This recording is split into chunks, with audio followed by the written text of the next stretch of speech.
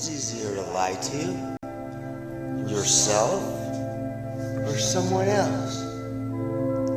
The answer is really simple. It's yourself. Because you have to lie to yourself internally before you can lie outwardly.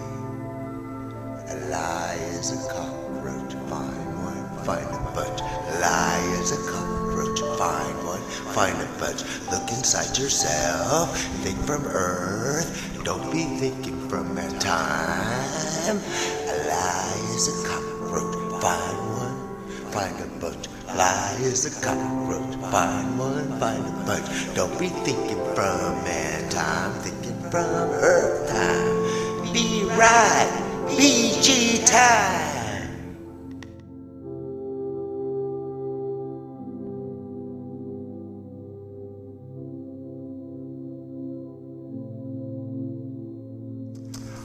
Oh my gosh, it's a double rainbow. I don't know, I'm at the bottom too. Where do you think this electrical, mechanical beauty comes from? It runs in our body, it's called electromagnetic, and we are who we are. We are energy. We are not biology, because when we decease, our biology is still here. I'm talking reality. My name is G-Time Johnny, and I love you, and my rainbows too.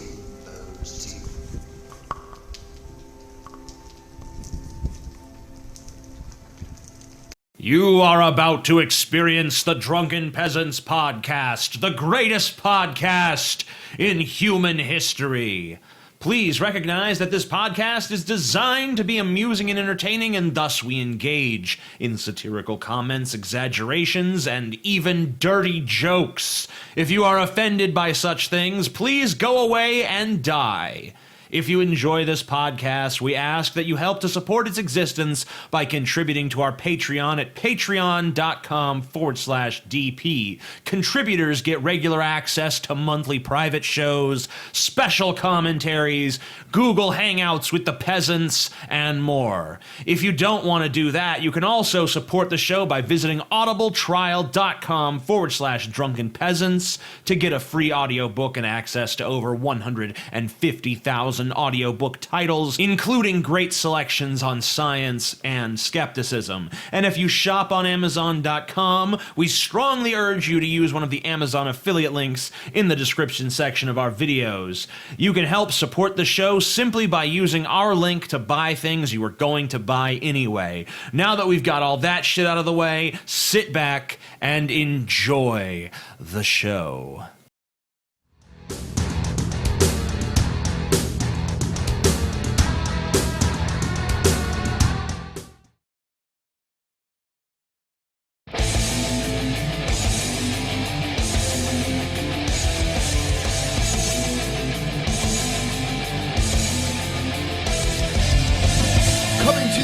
From the frigid armpit of America, this is the Drunken Peasants podcast with Ben and TJ, bringing you opinions of the news from an altered perspective. Fuck it! Hey man, you got a joint?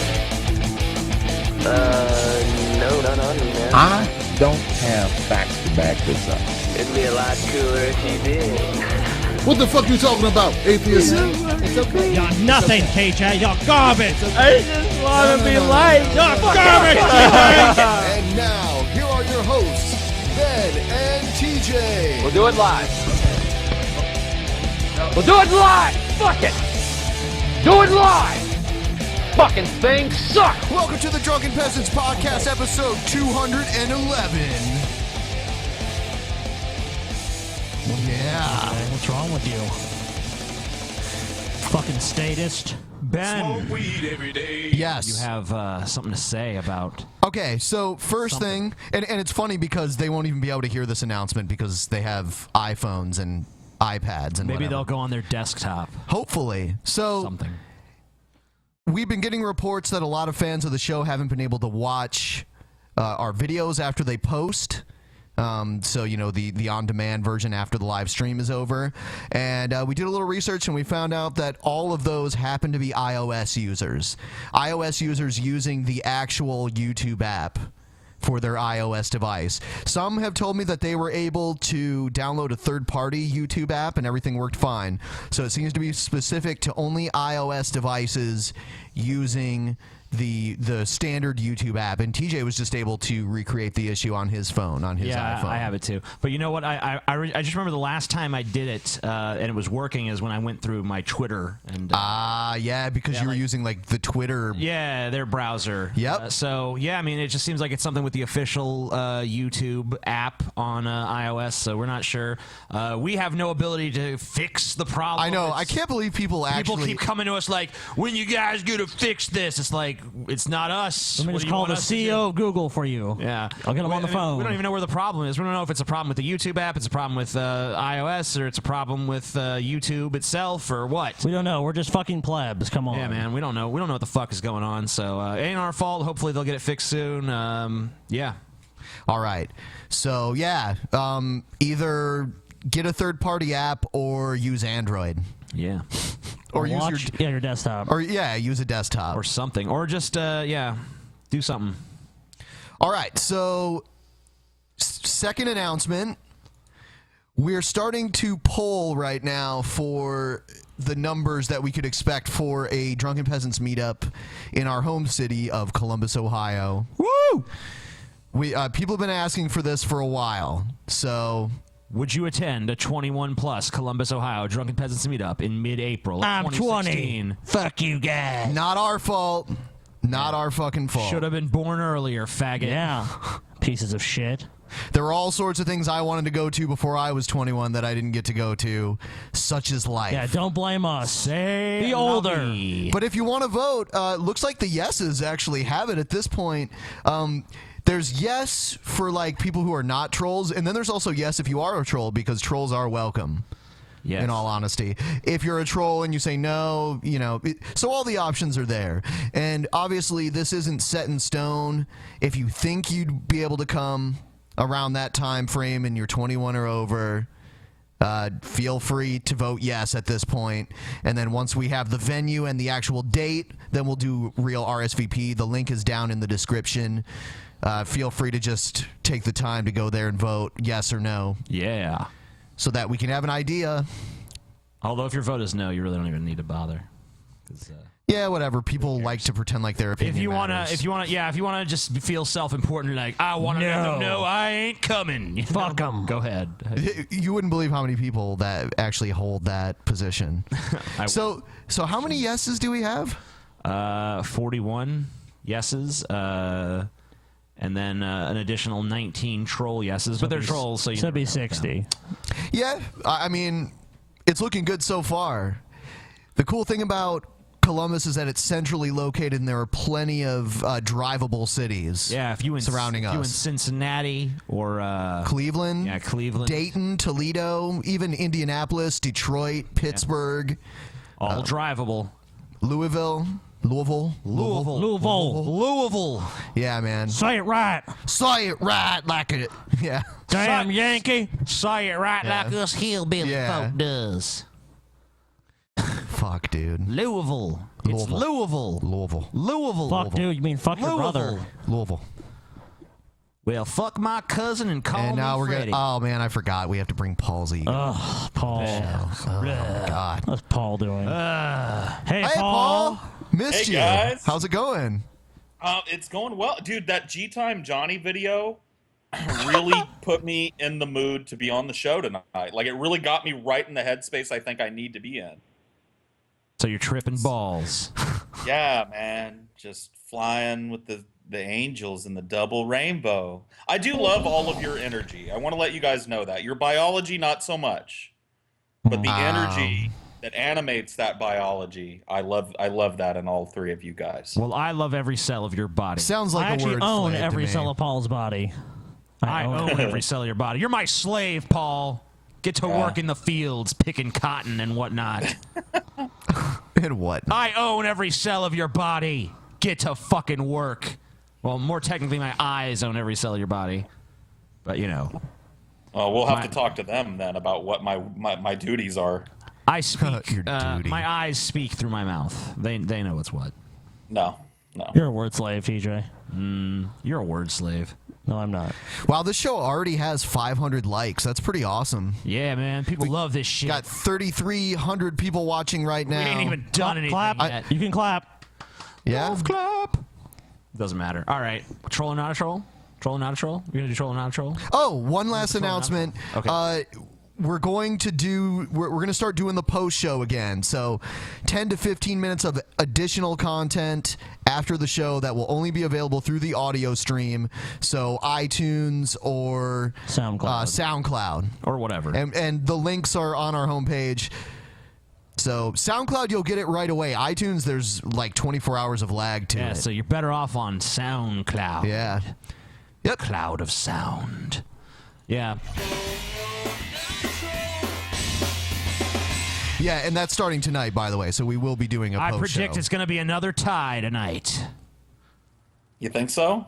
There could be. I mean, there's 4 of us, so... It's going to be another tie. It's not going to be a tie. It's going to be another lame-ass tie. It's not going to be a tie, TJ. And we'll get to Can listen you share screens? Oh, shit. Paul's always wanting something extra. Sorry. Fucking always Paul wanting is to see shit. the video we're talking I about. know. What the fuck? You're such a queer God, dude. you needy son of a bitch. He is needy. I want to see the video. Yeah. Too, Hey, guys. I want oxygen. And while you're at it, why don't you just lick my butthole? That would be nice. Yeah. All right. All right, troll or not a troll? Okay. So let's do a quick rant of what I thought about the new Star Wars. Oh my fucking god.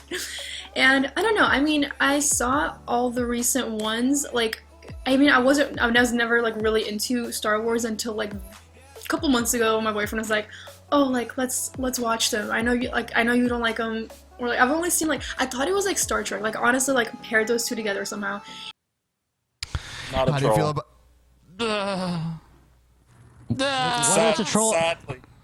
Whether it's a troll or not, it's just so cringeworthy and terrible. I don't think it's a troll so far, but maybe, yeah, I'm leaning not a troll. maybe she's gonna drop something too stupid for me to believe it's real. And I thought the Star was like Star Trek, and I saw Star Trek once, and it was like the most boring thing ever, and all I saw was just like spaceships flying 3 hours, and I was like, okay, like maybe I'll give it a shot. And then we watched the one with like Anakin, you know, like he's like older and like good looking, and I'm just like, yes, This is insipid. Insipid drivel. Anakin looking so fine. This literally offends every sensibility that I have as a human being. You know what? But I think don't she's like trolling. I think she is trolling just because she's so offensive that it has to be a troll. Yeah, that's because she's hitting too many like points of like, I'm gonna fuck with you by saying this, then I'm gonna fuck you by saying this, then I'm gonna fuck you by saying this. It's like she's trying to piss me off, right? I gotta believe she's I really trying liked to piss it, me and off. that's from that point on I started watching all of them, and I really liked it. And kind of like, I'm not like a huge fanatic, but I mean I understood the plot and everything, and like how all the movies flowed together. And I literally watched the last one. That was the one where Luke was with the Dark Vader. Dark Vader dies. He's like, She said Darth Vader. She said Darth Vader, dude. She said Darth Vader, dude. She said Darth Vader. She said Darth Vader, dude. This is a troll. This has to be a troll. This kind of dumb It's gotta be a troll. No. It does. It's Troll. out there, and it found its way onto the internet. This is not a troll. You know, I think you're right that it does exist, but I just no, this is a troll. So has everyone made up their mind? I say troll. I say troll too. See, Paul, if you went how you used to be, you always said troll, you would have been right. I know. So ever since I started catering to fan demands, I'm wrong on every troll or not a troll. That was your mistake. Don't cater to them. Fuck them. Yeah. They're all liars. Each one of them's a We fucking don't pay liar. no never mind to them. Now that we've announced this, I'm going to update the numbers here and just see. Whoa. 52. 52 people say they're coming. Ben had his Japanese reaction like, holy shit. Holy shit. Holy shit. Hori. Guys, we do R. Hori. All R's are L's and all L's are R's. Yeah. It's really weird. Yeah. And everything needs more syllables than it actually has. All right. Yeah. So yeah, looks like people are voting already. It's going pretty fast. I mean, at this rate, it could possibly be bigger than the LA meetup. Neat. It could. We might need to rent out the fucking Staples Center or some shit, dog.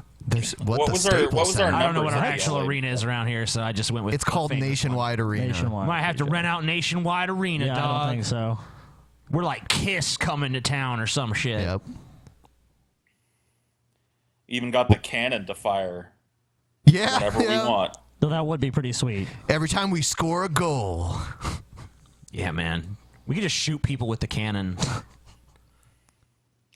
Every time we get an awkward, damp handshake, the cannon goes off. Yeah. Dude, we wouldn't be able to fucking hear at the end of the night. All right. Here, first news clip of the night. Glenn Beck's ingenious plan to stop Donald Trump. I'm assuming ingenious is sarcastic. Yeah. Here's my dream team, and I think this is doable. Doable. I think this is doable and I think we're absolutely all totally unstoppable. doable. Okay, Why are Ted they filming Cruz the as the I don't president? understand that. Yeah, why were they filming him on a screen? What is the point of like filming him? Like, is it supposed to be like screen inception? We're gonna film you talking, and then we're gonna have video of someone filming the screen where you're talking.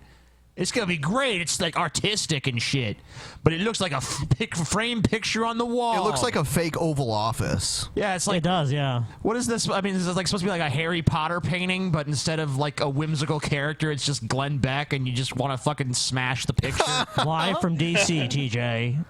Ugh. The heart of Washington. He's figuring out what's going on. Glenn Beck program. This is the Glenn Beck program. It's funny, yeah. He always has like a British woman announce his show. Yeah. Well, it lends an aura of credibility, you know, because British accents are intelligent. Yeah. Ah. When I see GB, I automatically think Gravity Bong, not Glenn Beck. So that's a problem with that logo.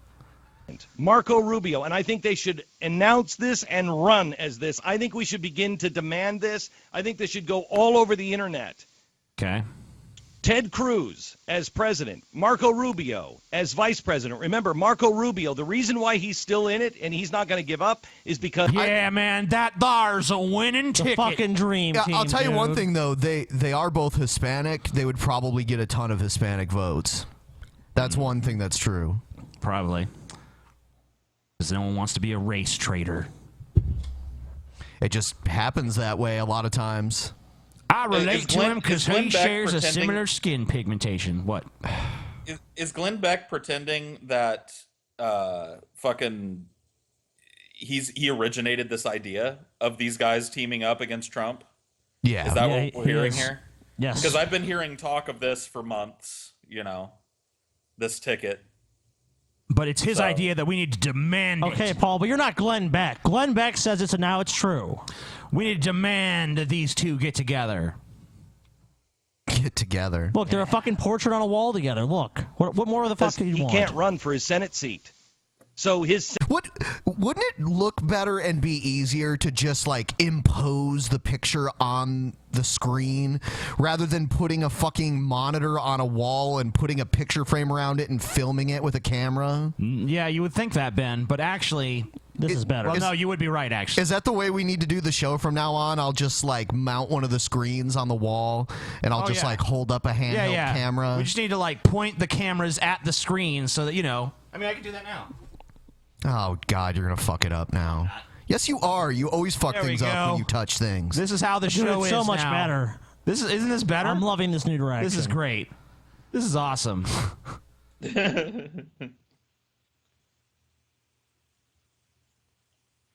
See, it's all good. Yeah. To one side. I don't know, TJ. It's the other side, dude. There we go. You're garbage, TJ. That's perfect. Can't do anything properly. Yeah. Perfect. Yep. It's not perfect. Stick to the talking, amazing atheist. Man, people needed to see what our show would be like if we took the same approach. Okay. And I guess I agree. I think it was a magical moment, and we should probably make it a more regular segment. We should put that on like the best of. Yeah, man, that's gonna be like one of the golden highlight reels of the drunk. Remember the time that zany TJ took the camera and pointed it at the screen? Ha ha! What'll he do next? He's wild. It's down you're down a little low now.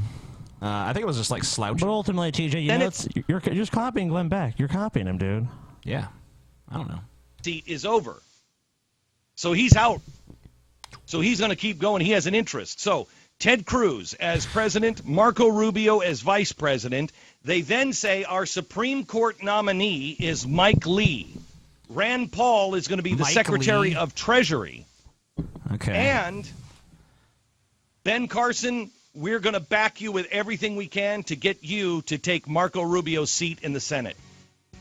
What? How is that not a win for absolutely everyone? It's not a win for me. And that team sounds awful. would be That's hideous. unstoppable. Unstoppable? Are you fucking It's a win shitting me? for everyone. Unstoppable stupidity, you mean? Fuck. Yeah, man, we're gonna have Rubio, we're gonna have Cruz, we're gonna You have heard fucking Ben Carson up talk? in there. I We're was gonna make really Ben glad Carson- that he didn't like back Carson for Attorney General. At least he didn't go there. No, man, if anything, Carson should be Secretary of State. Send him to meet like foreign dignitaries and shit. Yeah, he's so compelling. Yeah, man. You know. He could tell him about the time he almost stabbed his best friend. You know, that lets America know. I mean, that lets our enemies know where America stands, you know. Ben Carson, within 6 hours last night, gave a "we're not gonna quit yet" speech and a concession speech within 6 hours. We're not gonna quit yet. Yeah, I have. I'm sure his funding is dried up. I have stuff about that coming up. All right. David Barton says it's the role of judges to render the judgment of God. Okay. Cool. You know, I love the fact that you brought the Lord into this, about praying and hearing from the Lord, because that leads directly into our next question. Let's look at our second question here. So to me, it seems like so many wrong decisions come down from the courts nowadays. And many of these decisions just defy common sense. How are they wrong? They're wrong. And why do they defy common sense? Because this guy doesn't like them, dude. They're Right. kind Which of doing ones? what Glenn Beck does, too. They're filming an iPad. Yeah, Maybe this is a new like a trend big in conservative Christian media, thing. dude. Yeah, And they that's like what this it's shit. marketing to. They're like, man, this is like some avant-garde shit like the liberals would do. We're going to steal their slick tricks by fucking with them. This is going to be great. What is this? Like, no one wants to film... Like, don't film a screen. Just put it on the screen we're actually watching. What's wrong with these judges? That belief that the judiciary is out of kilter is a common belief. We now have 3/4 of Americans by polling that say that they do not believe that judges follow the law or the Constitution. What, they don't? Polling They report don't. They from impose who? their own Where? agenda. They believe that judges don't follow the law or the Constitution. So what is their job? Then they just make up the laws as they go along. Yep.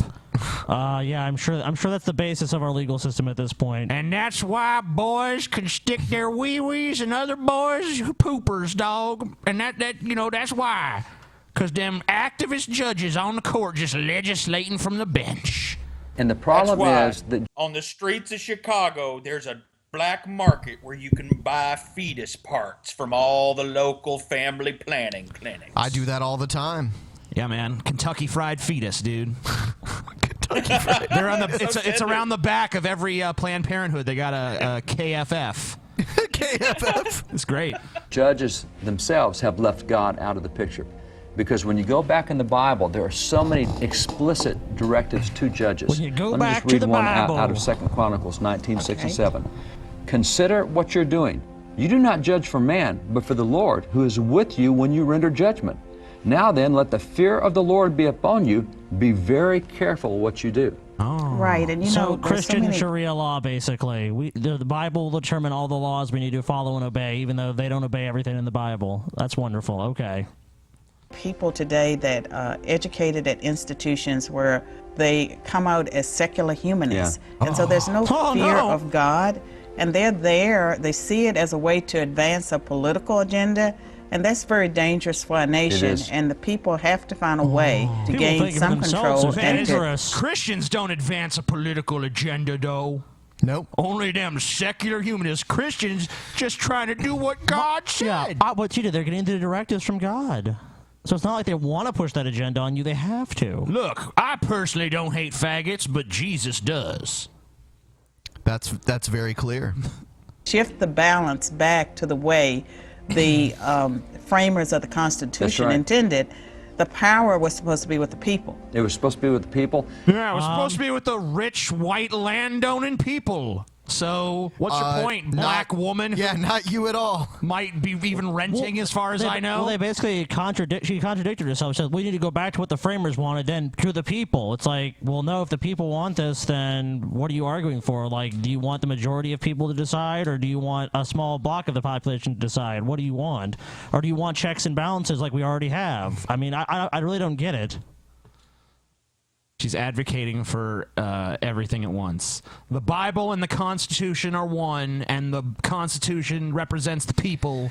Yeah, I mean, the founders could have easily had, put the Bible and the Constitution together. They could have made the Constitution like the companion piece to the Bible. Yeah, the First Amendment, instead of saying, Congress shall make no law respecting an establishment of religion, it could just say, like, Christianity's the official state religion, y'all. So easily. Like, yeah. If that's what they wanted. It would have been easy. They could have done that with ease. Well, they were Christian, so this was founded as a Christian nation, and most people identify as Christian, TJ.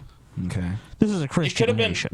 It could have been even shorter than that, man. They could have just, like, if the Bible really is the foundational document upon which the Constitution is based, they could have just wrote, refer to the Bible for answers to this question. Just over and over, like, who done governs? The Bible. What does the Bible say? It would be like one of those wiki articles. Who done governs the Bible? Who's the check and balance? God. Who's... You know what I mean? Like, it would have been simple, but they didn't. They didn't do that, did they? And when judges forget That's great. that they render judgment for God, God's a God of justice. And when judges forget that they render judgment for God, so how do we know then what you God no longer wants? get The justice Bible? in courts. What about things? What about things that are not in the Bible? How do we know? The judge just has to pray. God, give me an answer. Kill all the fags. All right, I got the answer. Well, the Bible does say that. You can find that right in there. Next video, Ben Carson saying that Fucking joke, TJ, you're stupid. Ben Carson saying that gay marriage is part of the communist conspiracy against America. Well, that's true. The First Amendment gives you the right to live according to your faith without being harassed. And a lot of people, you'll ask them and say, what's the First Amendment? And they'll say separation of church and state.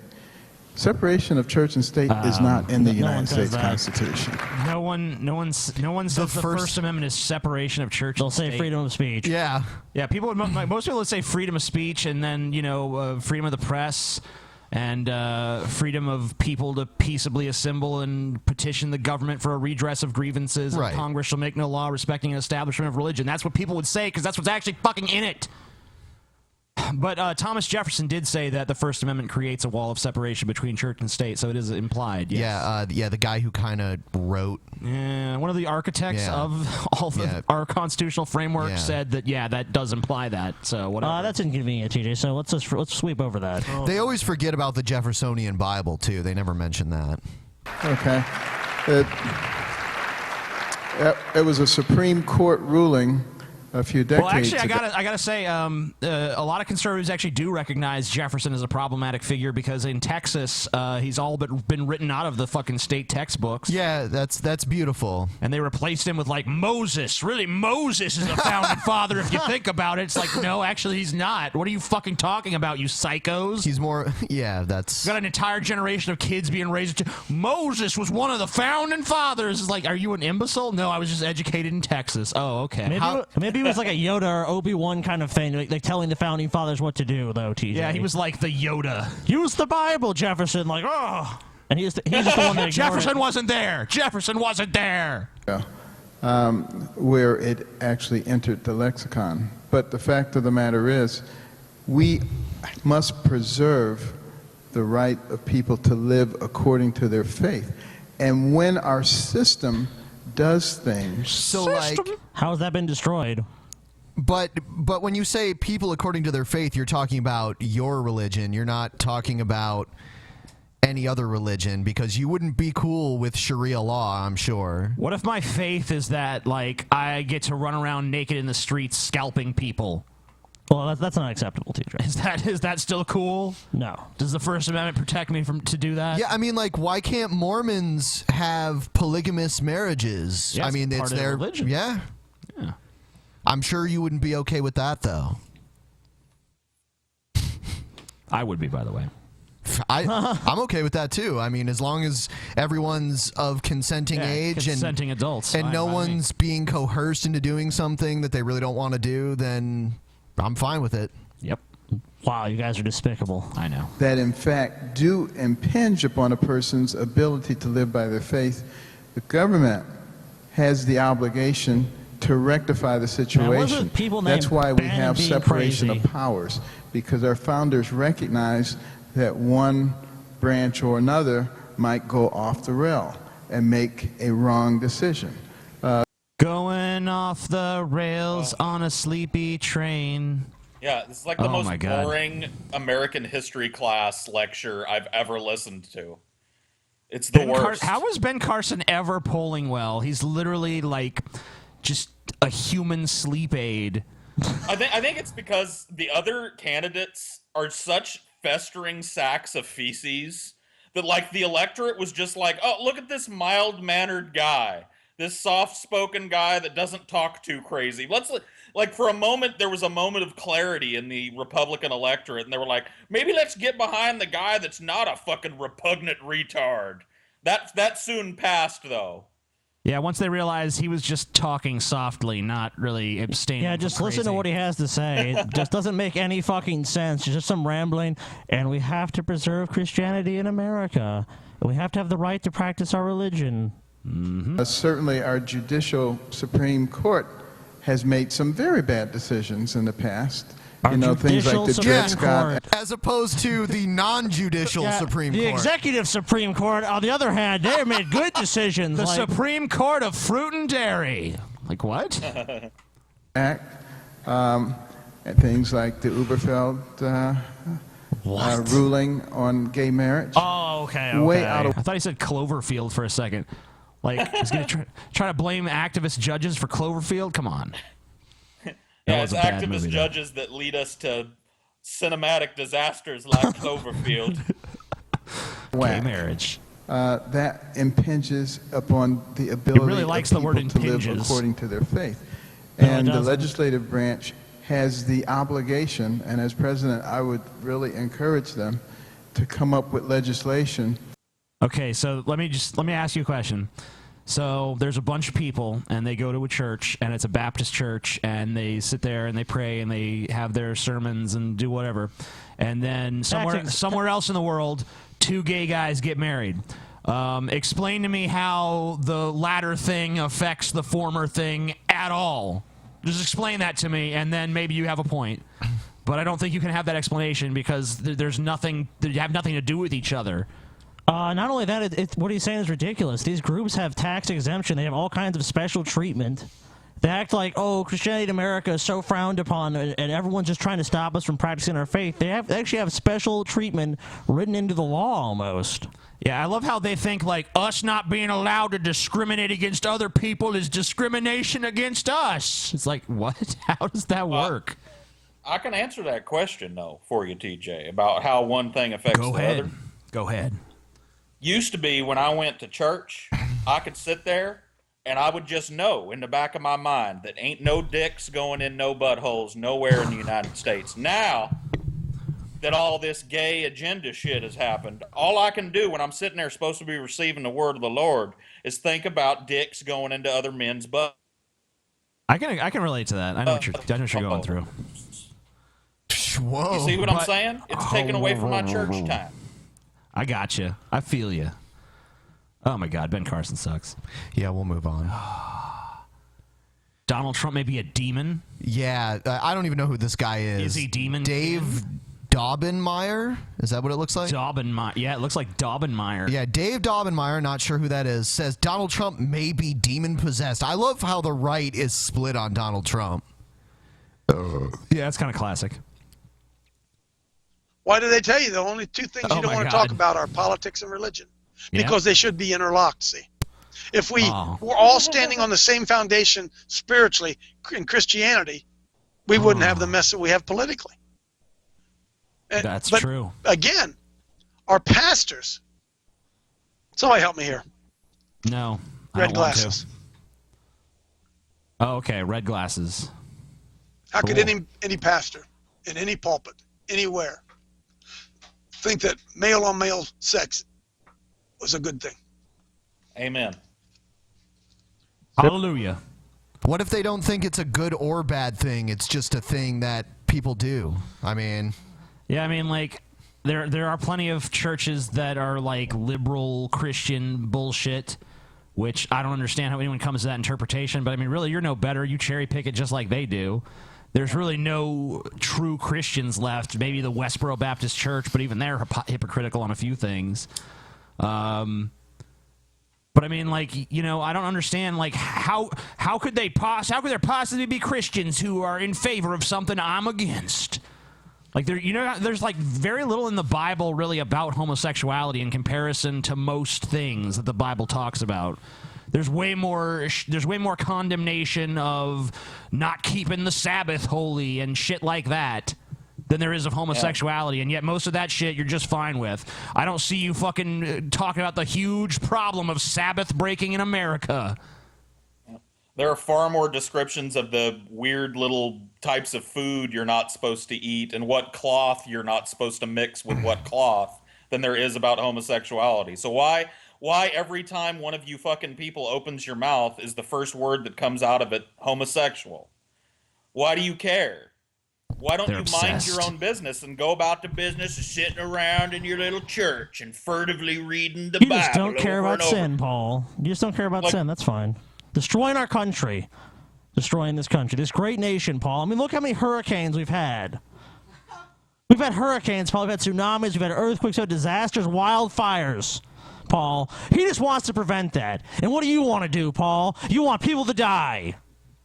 Yeah, that's true. Oh, I actually also want to address the global warming problem that is at the root of all the wildfires. Dude, you know what? Oh, sorry. Go ahead, Ben. This used to be God's country, Paul, but now God's gonna leave and go to a more holy country like Russia. Good. Or something. Yeah, I just heard someone in Russia is being arrested for saying there is no God. So yeah, Russia. Yeah, they're on trial. Russia's way ahead of us on godliness now. That's funny because you think like 35 to 40 years ago, like it was totally different. Godless heathens. Yeah. I mean, and I mean, they were mostly godless there. Or at least religion was pushed underground. Right. I guess I just don't understand with these, like, the moralists, the Christian moralists. Like, why is it not enough for you to read the Bible? Like, if you interpret the Bible to say, don't put your dick in another man's ass ever or you're going to hell, why is it not enough for you to just not put your dick in another man's ass? No, they got to stop anyone from doing it ever.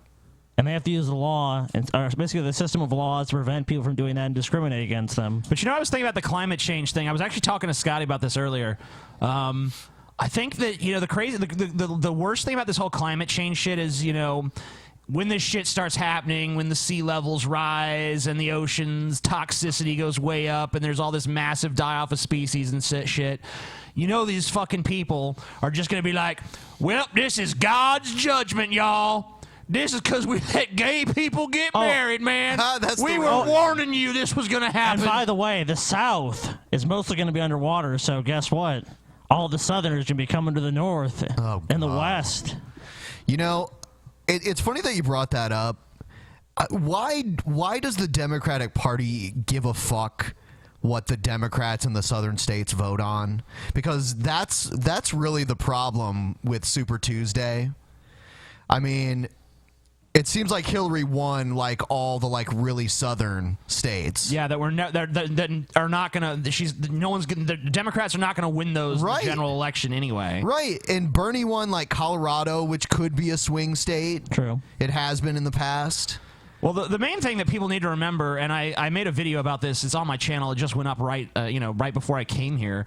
Is the media is trying to inflate it like, oh, Bernie's losing by like 600 delegates. That's because of super delegates. Right. It's because all the super delegates who are all just unelected establishment Democrats appointed by the DNC are all saying we promise to support Hillary. Yep. But, if the actual delegates come in and they're in Bernie's favor, there's no fucking way the super delegates are going to side with fucking Hillary Clinton. But do you see they're not going to go and the Democratic Party is not going to openly say fuck what the people want.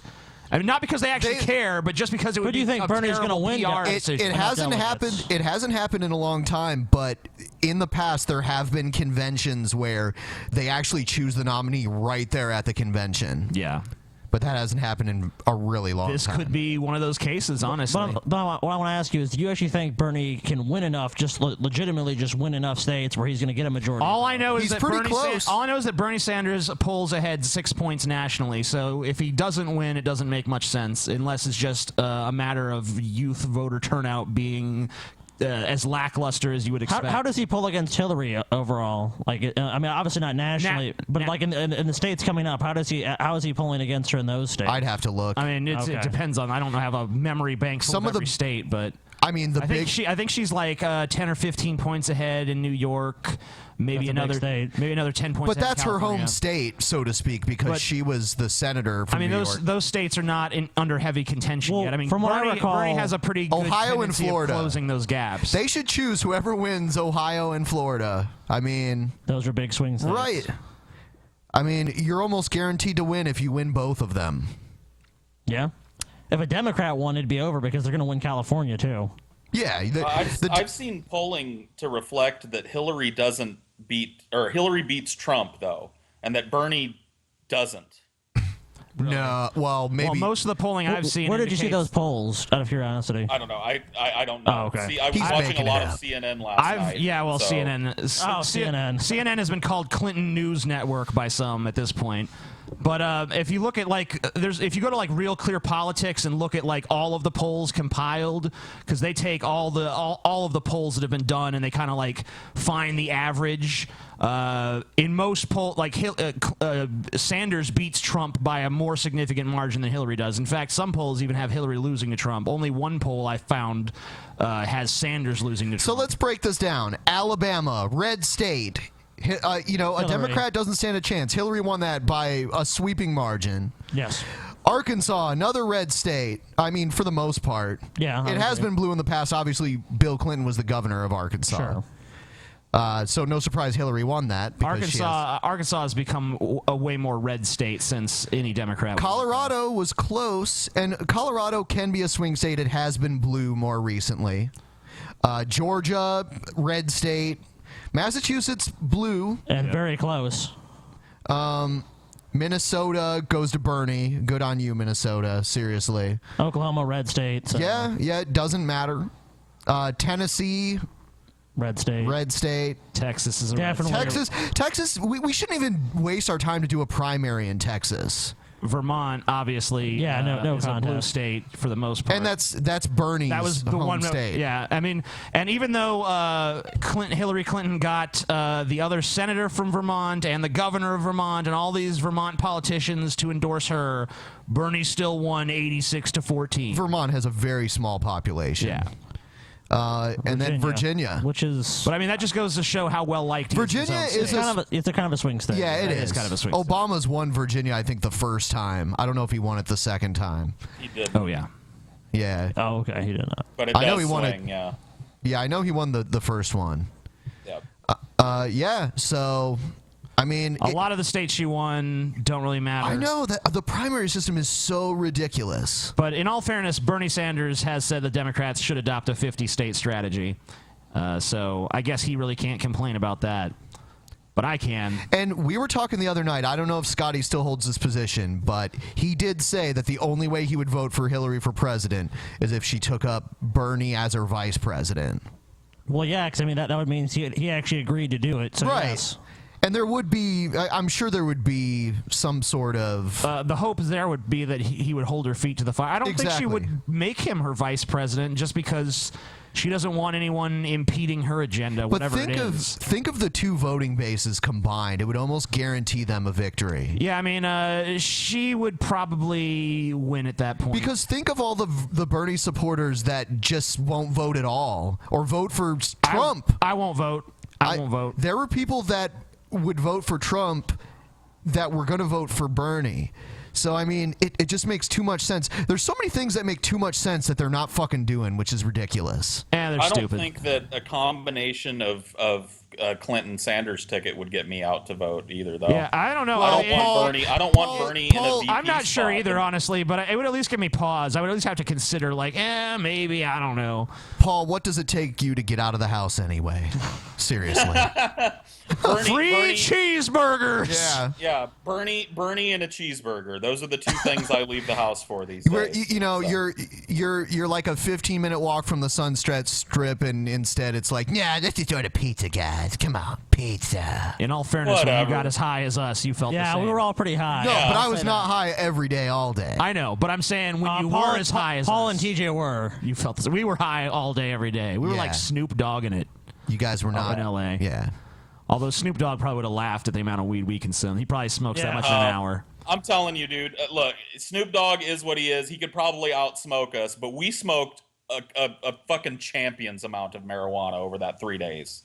Like we were really like edibles and like tincture, like all the different types of delivery methods of THC. We had our hands in it all day. From about when I woke up till when I fucking went home and passed out. I want to say, yeah, Paul. Yeah, man. I know that's true. You just said it was 3 days, and it was not 3 days. It was longer than that. Yeah, it was like a whole week. Dude, it was like 2 days of craziness. See, I don't even remember. They all blend together into one big dreamlike high fucking memory. I was there. You did not stop smoking. Like, you woke up, I'm assuming, we're smoking weed. You got to where we were fucking staying at. You were smoking weed or eating edibles, and you and TJ were like, Part of me feels like we just had one really, really, really, really long conversation just sitting on the back deck for like days and days. Yeah, I just remember snatches of shit. Like I remember me and TJ sitting in the garden. Snatches. In the backyard of that place you guys were staying at, and him giving me this like talk like, Paul, your worst enemy's you. Nobody doubts you more than you doubt you, Paul. And I'm like, Jesus Christ, you know, and then like flash forward and it's like Pimp Monk falling asleep, drooling out of one side of his mouth. And then it's like Ben telling a fucking story and then it's Scotty pulling me aside to tell I mean, that's all I remember is these little snatches of a long evolving conversation. Little snatches. I remember these little snatches everywhere. Let's see, which one are we going to play next? The internet has a field day with hashtag Free Chris Christie. Oh, yeah, that was fun. I saw some of those. Let me introduce to you the next president of the United States, Donald Trump. His face during this, so classic. Chris is a dear friend, but none of us understands why he did this. We're taking from the Democrats, we're taking from Look at his face. We have a lot more people. I mean, take a look at South Carolina. Look at the numbers. Look at the...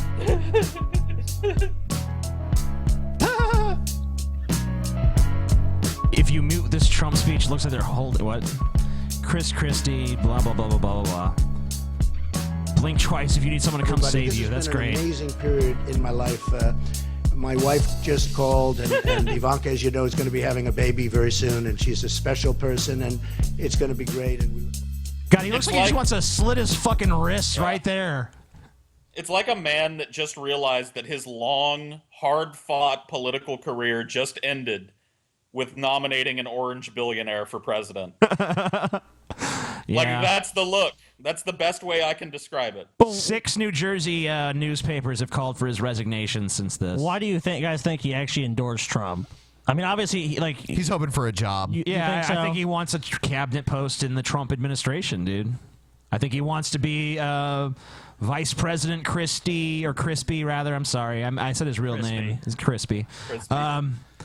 Vice President Crispy or Secretary of the Interior Crispy or whatever. He wants some kind of cozy position in Trump's cabinet. Probably a VP slot, but maybe he traded his soul for even less. Who knows? You know, these papers are now saying they want him to resign, but, I mean, he's the one that was elected in the state, so, I mean, it's not like no one liked him. And I think he was elected after the bridge scandal and all this shit has happened. Here's a video about... I'm just surprised a state even has 6 newspapers at this point. I found this video about how Trump and Chris Christie pretty much fucked over Atlantic City together. Cool. Yeah, and they keep bringing up Atlantic City. Atlantic City.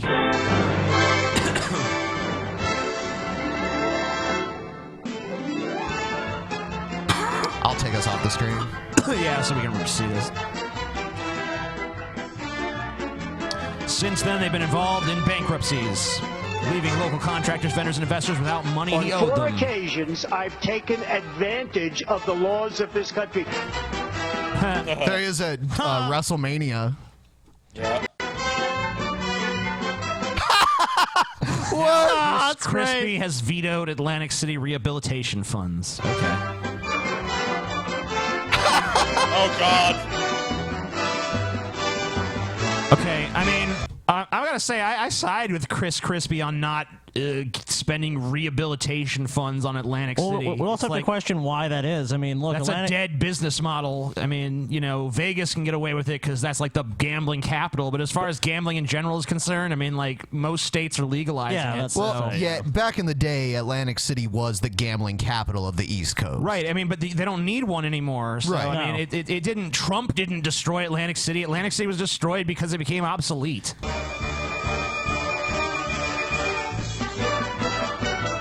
Yeah, it's really not their That's fault. just an unfair liberal smear campaign. That really is just bullshit. No, it's not true. I call bullshit on that one. I don't like Trump or Crispy, but... Sounds like... You know what, TJ? We could go through the last several shows, and I think you have a boner for Trump, honestly. He does. Yeah, he does. He tries to pretend like he doesn't like him, but he's like... It's no, he's very skin. he's very entertaining, and I agree with him on a few things, but, you know... Yeah. You just like the way he I don't looks. like him. You like his hair. I feel the burn. You like the tan. You like the attitude. I do like the attitude, honestly. Yeah, you love Trump. The attitude is fun. I don't know if it's necessarily a good presidential attitude. No, but- love him. It's not. Here's Ben Carson talking about how he's pretty much fucked in the campaign. Why does Ben Carson have to talk? From Ben Carson for President 2016. Official statement from Dr. Carson, quote, I have decided not to attend the Fox News Republican presidential debate tomorrow night in Detroit. Even though I will not be in my hometown of Detroit on Thursday, I remain deeply committed to my home nation, America. Carson's from Detroit? My home nation? I do not see a political path forward in light of last evening's Super Tuesday primary results. However, the grassroots movement on behalf of we the people will continue. Along with millions of patriots who have supported my campaign for president, I remain committed to saving America for future generations. We must not depart from our goals to restore what God and our founders intended for this exceptional nation. One more graph. I appreciate the support, financial and otherwise, from all corners of America. Gratefully, my campaign decisions are not... So, like, are we just going to look at a picture of him while you tell us what he said, or... Not even a fucking news reporter whose job it is to read shit and make it interesting can make Ben Carson quotes anything less than, like, fucking snooze-worthy. Yeah, it's The like man Ben just has Carson no said vibrancy.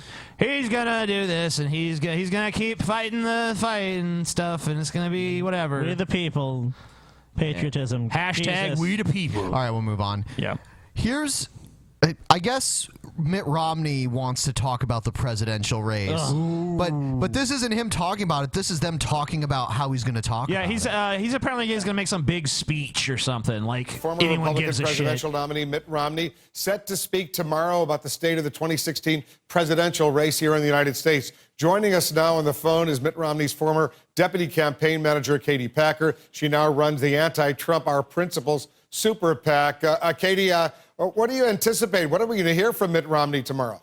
You're going to hear him say, fuck Donald Trump. Donald Trump's a disgrace to the Republican Party, blah, blah, blah, blah, blah. that we can Whoa. That voice is horrible. expect that Mitt is going to be Who sort in of the Republican base would possibly care what Mitt Romney, that's what I'm saying, like- multiple failed candidate for president, the guy that couldn't beat Obama. He's a fucking loser. Who gives a shit what he says? Like, the Democrats don't bring out, like, Walter Mondale to fucking, no one gives a shit. Starting to sound like Trump, TJ. Mitt Romney's a loser. He is a loser. He's a loser. Who gives a shit what he says? Okay, Trump. I mean, TJ. It's I'm not sorry. even like he's even still popular. Like, since the election, have you ever heard a Republican say, like, man, Mitt Romney, that was the fucking guy? I've heard that 100 times. I've never heard that I've once. heard it numerous times, TJ. Never heard it. Okay. Mitt, reminding people of the largeness of the decision that's at hand. I think, we can expect to hear a little bit of disappointment from him at, sort of where the rhetoric has gone in this race. And I think he's going to address that. He always conducted himself as a candidate with such dignity. Oh, hold on, wait. And, in a way that... You mean when he was talking about how half of Americans are or they expect a handout? Yeah, 47% of Americans are just bums. Yeah, So such much dignity. yeah. Wow. He's so dignified. Republicans across the board could be proud of him, even if they didn't agree with him all the time. And I think that, we can expect that he's going to want to remind Isn't that people wonderful? how important that is when you're looking to run to be the leader of the free world. I know he's been very critical of Donald Trump, but do you think it's reasonable to think he's going to leave the door open at least a bit to the possibility of his running for the presidency once again? I don't anticipate that. I think that he's made it very clear that he has no intention of running again. But I do think that he wants to sort of continue to be, a voice, an adult in the room, if you will, that's just sort of reminding these candidates that this is a very big office and that the rhetoric should sort of match. Because he's going to be the adult in the room to tell little scamp Trump, quit being such a fucking rowdy little kid. Mitt Romney, a guy who's never been president, is going to, convey to them the weight of the office. It's like, you ran for office, you lost, so why should anyone take your advice again? Oh, wait, they shouldn't. The last Republican that won was George W. It'd Bush. be like the coach of the fucking, Jacksonville Jaguars saying, like, this is how you win the Super Bowl, guys. Yeah, he calls up Bill Belichick and is like, hey, let me tell you some secrets. It doesn't make any sense. The importance of the office It'd be that like these the Democratic Party going, and now to talk about the state of this Democratic primary, Ross Perot. You know what I mean? Like, what? Like, who? Like, who even remembers Mitt Romney at this point, much less gives a fuck what he has to say about politics? CNN is just trying. This is just like CNN trying to fucking make a big deal of this so they can besmirch Lord Trump, the Great. That's and pretty magnificent. that at stake, and I think that he's hoping to do that tomorrow. Donald Trump. All right. Look at that face. What a shit eater. Here's Ben Stein. I mean, I know he was involved in politics in the 70s, but crazy Ben. He wrote some Nixon speeches. He's universally known as being famous for having a boring-sounding voice. Ben Stein's money. Yeah. Yeah, and he's a creationist retard. Yeah. Also, his name Ben. Just want to point that out. Yep. Ben. All Bens are stupid. Ben is a perfectly great name. Nope. TJ isn't even a real fucking name. It's had by a lot of terrible people, though, unfortunately. Yeah, a lot Ben Carson, Ben Stein, both creationists. Ben Roethlisberger, rapist. Yeah, that's true. Mussolini. Shit. Damn. Yeah, Benito Mussolini. People probably called him Ben for short. Dude, just change your name to Neb. Neb. No, have you ever met a bad Neb? Never met a bad Neb. That's because there are no Nebs. There are Nebs, I'm sure. Be the first Neb, dude. No. Neb has no baggage attached to it like Ben does.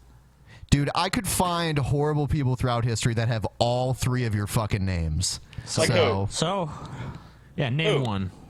I can't think of any bad person named Scott.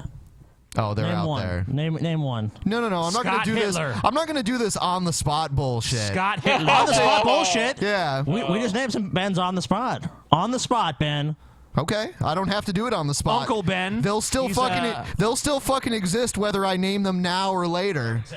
Uncle Ben. Yeah. Uncle Ben. They don't exist. Uncle Ben. I'm sure they still exist. He's what is he? Slave image. Who are you supporting this time around? Obviously, it's not Donald Trump, but who is it? Well, I don't know. I went to law school with Mrs. Clinton, so I've always had a kind of fondness. Hold on. Uncle Ben is bad because he's the image of a slave, so it's his fault that he was made as the image of a slave? He had a choice. He's an Uncle Tom, dude. Yep. He had a choice. For her, she was always a very nice young woman, and we were all young in those days, and so I kind of liked her. I admire the fact that Bernie Sanders has a single-payer national health plan. When I worked for Mr. Nixon as a speechwriter, I wrote the message that sent up Mr. Nixon's proposal for single-payer health plan.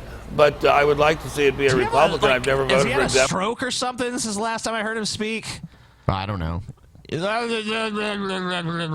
like he can't control his lips anymore or something. He's lost his classic Ben Stein drawl. Yeah, he has. Been replaced by this. Ben Stein's money. Or clear eyes. But Mr. Trump, I think, is dangerously misinformed. I like him, but he's dangerously misinformed. What about the other candidates? Marco Rubio? I love Marco Rubio, but I think he's really hanging an albatross around Mr. Trump's neck that doesn't deserve to be there. Mr. Trump definitely did disavow the Ku Klux Klan, and to say otherwise is simply not true. I like Ted Cruz very much. I don't think he knows very much about economics either, but I like him very, very much. I would like to, if I could just snap my fingers and have anyone, it would be Marco Rubio, but I think he's been a little bit disingenuous lately.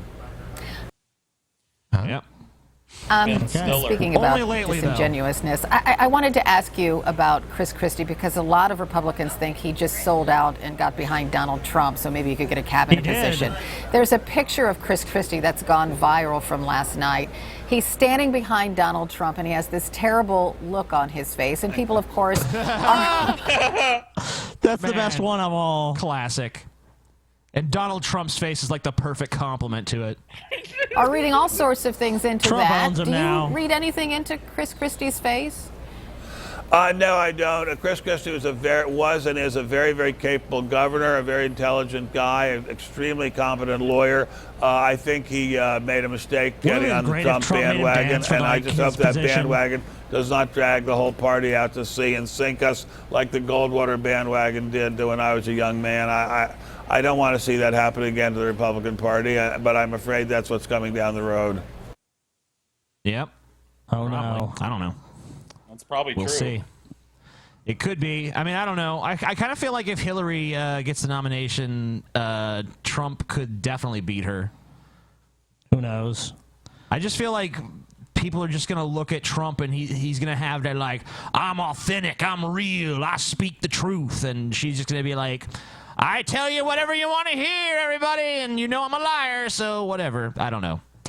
I feel like people are going to go for an authentic guy. We kind of know the Democrats are obviously going to vote for Hillary. Hardcore Republicans are definitely not going to vote for her because they hate her. But it's really going to be the independents. Where do they stand? And I don't really know. So. Yeah, it'll be kind of interesting. See the election cycle at that point. I personally think a Bernie versus Trump race would be a lot more interesting. I think any presidential race at this point leans kind of Democrat, though, to be honest. But it really depends on the candidates. We shall see. Ben Affleck. Oh. Yeah, what about him? That's another He's horrible gross. Another horrible Ben. He's gross. He's racist. I mean, your name is you're named after the Apostle Paul, more than likely. He did a lot of fucking damage. Responsible for a lot of the best-selling book ever in the history of mankind. Yeah, terrible guy to be named after. Besides, his original name was Saul. The best-selling book, dude. You're really scraping. You're really scraping at this point. It is the best-selling book of all time, man. Okay, so maybe I have a terrible name too. So. Yeah, you do. And I just found like Thomas 20. is an apostle too. I doubted that. Yeah. You doubted, TJ. I'm a doubter. He doubted Jesus. What a piece of shit. And I found like 50 fucking serial killers named Scott on Google. I just typed in serial killers named Scott. I don't believe and a whole it. bunch of them. That's fine. I don't believe it. That's fine. Who said serial? Why are serial killers necessarily bad? We got too many people anyway. Surplus population, dude.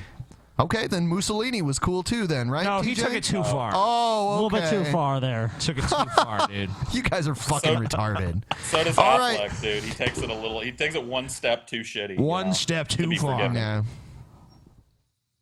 Maybe he'll redeem himself with his performance as the Batman. Bill Clinton gets into heated exchange with veteran. Yeah.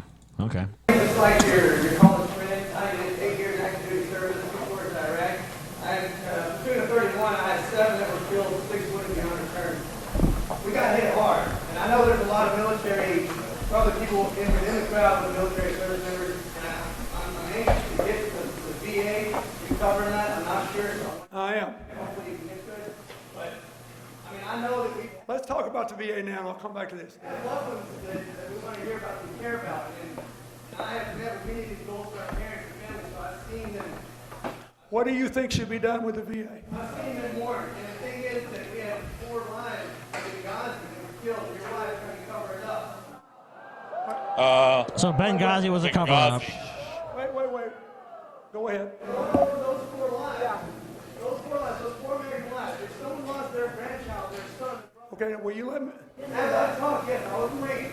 I was an infantry unit, I was in California, I was a Marine drill instructor out here. Okay, so where's the question? Every recruit, regardless of religion, race, color. Okay, now can I answer? Dude, this No, guy you can't takes answer. the Indian chief route at addressing politicians. Yeah, dude. I don't know. If you're going to ask a question, like maybe a little explanation, but explain yourself and then ask a pointed question.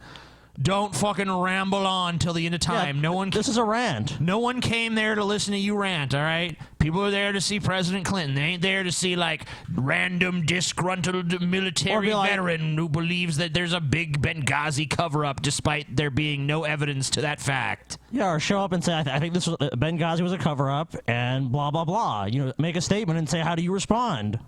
Yeah, cut to the fucking meat of the matter immediately. Like, he didn't care about the VA. He came there to talk about Benghazi. So just come out and say, Benghazi, your wife done covered it up. And then sit down and let him say what he's got to say about it. Like, what do you think telling him you were a drill instructor in California is going to augment his fucking answer to you?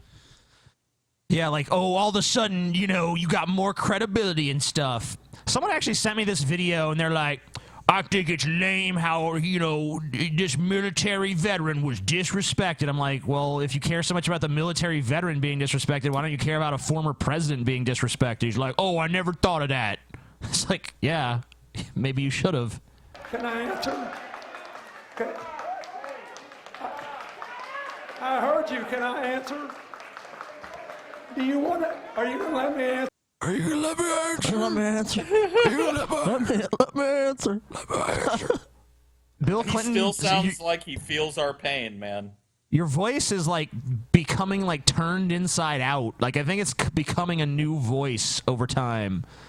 Like you're going through like, because you know you used to be able to act like you used to be able to have like some volume, but now it's like everything's a whisper. Like everything's really a struggle to say. I have a right to respond. Let me respond to you.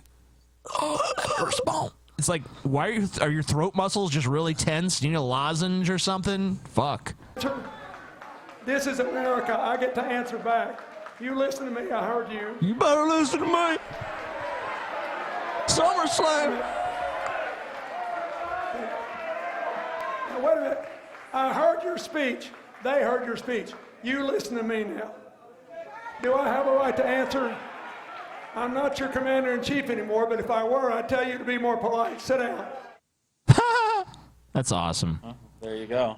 Well, yeah, I don't know. I mean, whatever. Bill Clinton got asked a stupid question and then tried to answer it, and the guy blah, blah, blah, blah, blah. So, I don't know. What am I supposed to make of that? Like, Benghazi has become a canary in the coal mine. That's another evil Ben right there. Benghazi. Oh, shit. Yep, Benghazi. Yep. But we didn't even think about that. A whole city filled with evil. Benghazi, Ben. Yet another evil Ben. Not even a person this time. A city full of evil, murderous. A city of evil. Yeah, okay. You make perfect sense. Canadian island to U.S. Move here if Trump wins. Cool. When Donald Trump deals with protesters, Is it a good island? He doesn't mean out of the country, but for those who want to voluntarily leave. Hi, Americans. Donald Trump may become the president of your country. If that happens and you decide to get the hell out of there, might I suggest moving to Cape Breton Island? What's First there? of all, where Nothing. is Cape Breton? It's in Nova Scotia, along Canada's eastern coast. I ain't moving to Nova Scotia. Fuck you. Boy, is it beautiful. And nobody has a handgun. Yeah, maybe during the Cape summer. Breton radio DJ Rob Calabrese is no Donald Trump fan. His If Trump Wins website started as a joke. Come on up to Cape Breton. Where women can get abortions, Muslim people can roam freely, and the only walls are holding up the roofs of our extremely affordable houses. There are answers to questions like, how do I immigrate to Canada? Excuse Though me, often... Do you got some McDonald's at Cape Breton? That's all. That's what I need to know. Is there a McDonald's? Is there a Walmart? Is there a 7-Eleven of some kind? You know, I need these sorts of reassurances. I mean, like, beautiful, majestic lighthouse on the fucking, you know, that's fine. That's all well and good, but that don't do me no damn good. I ain't a fucking ship in the night, motherfucker. All they probably have, honestly, is like Wendy's and Tim Hortons. Ugh. That's all Fuck you're gonna that. get. Yeah. I'd rather stay in America and have like access to like fast food and convenience stores and shit.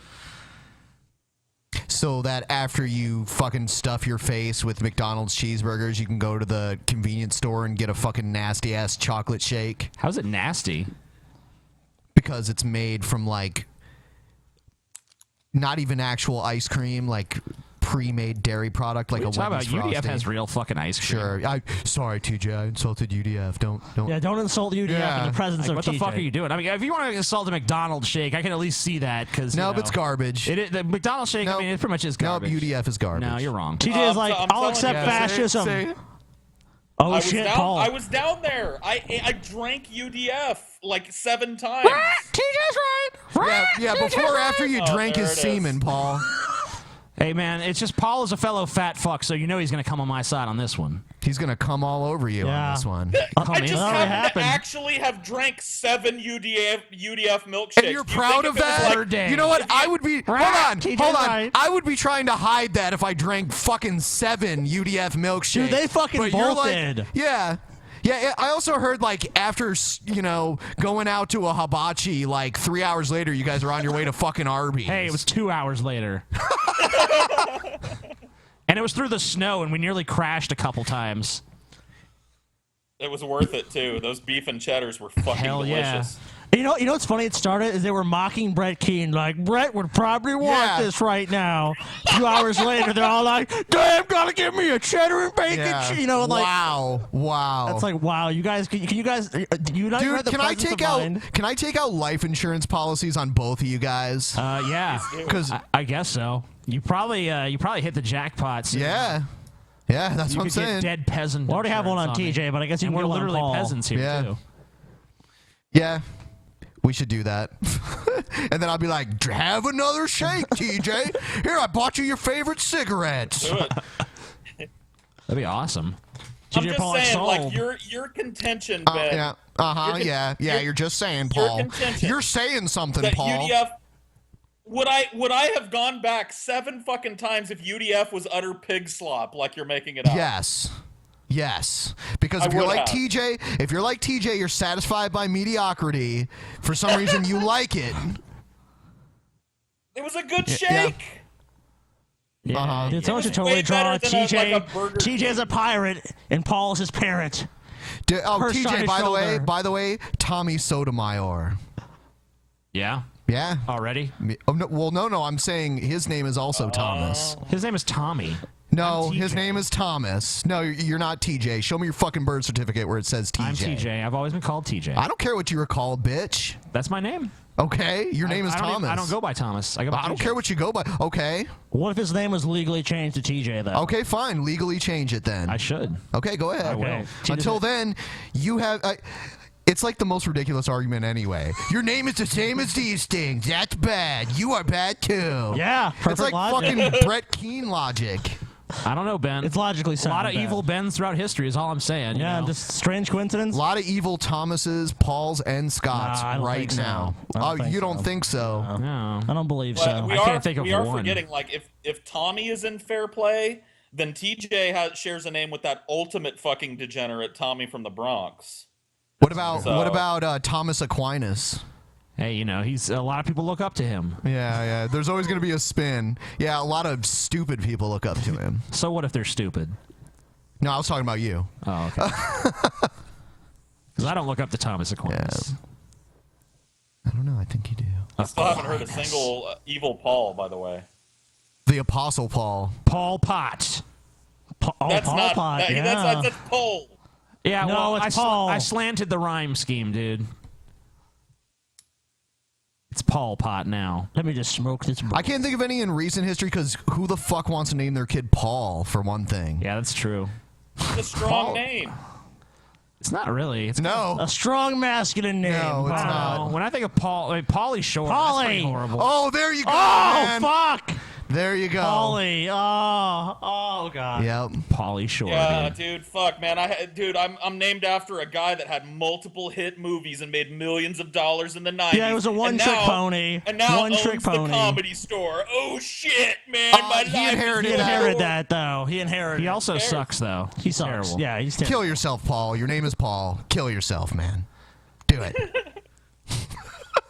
Paul. It could be Paul Pauly Scott, Shore. dude. Pol Pot can become Paul Scott. Paul Scott. We can combine them two into the same dictator.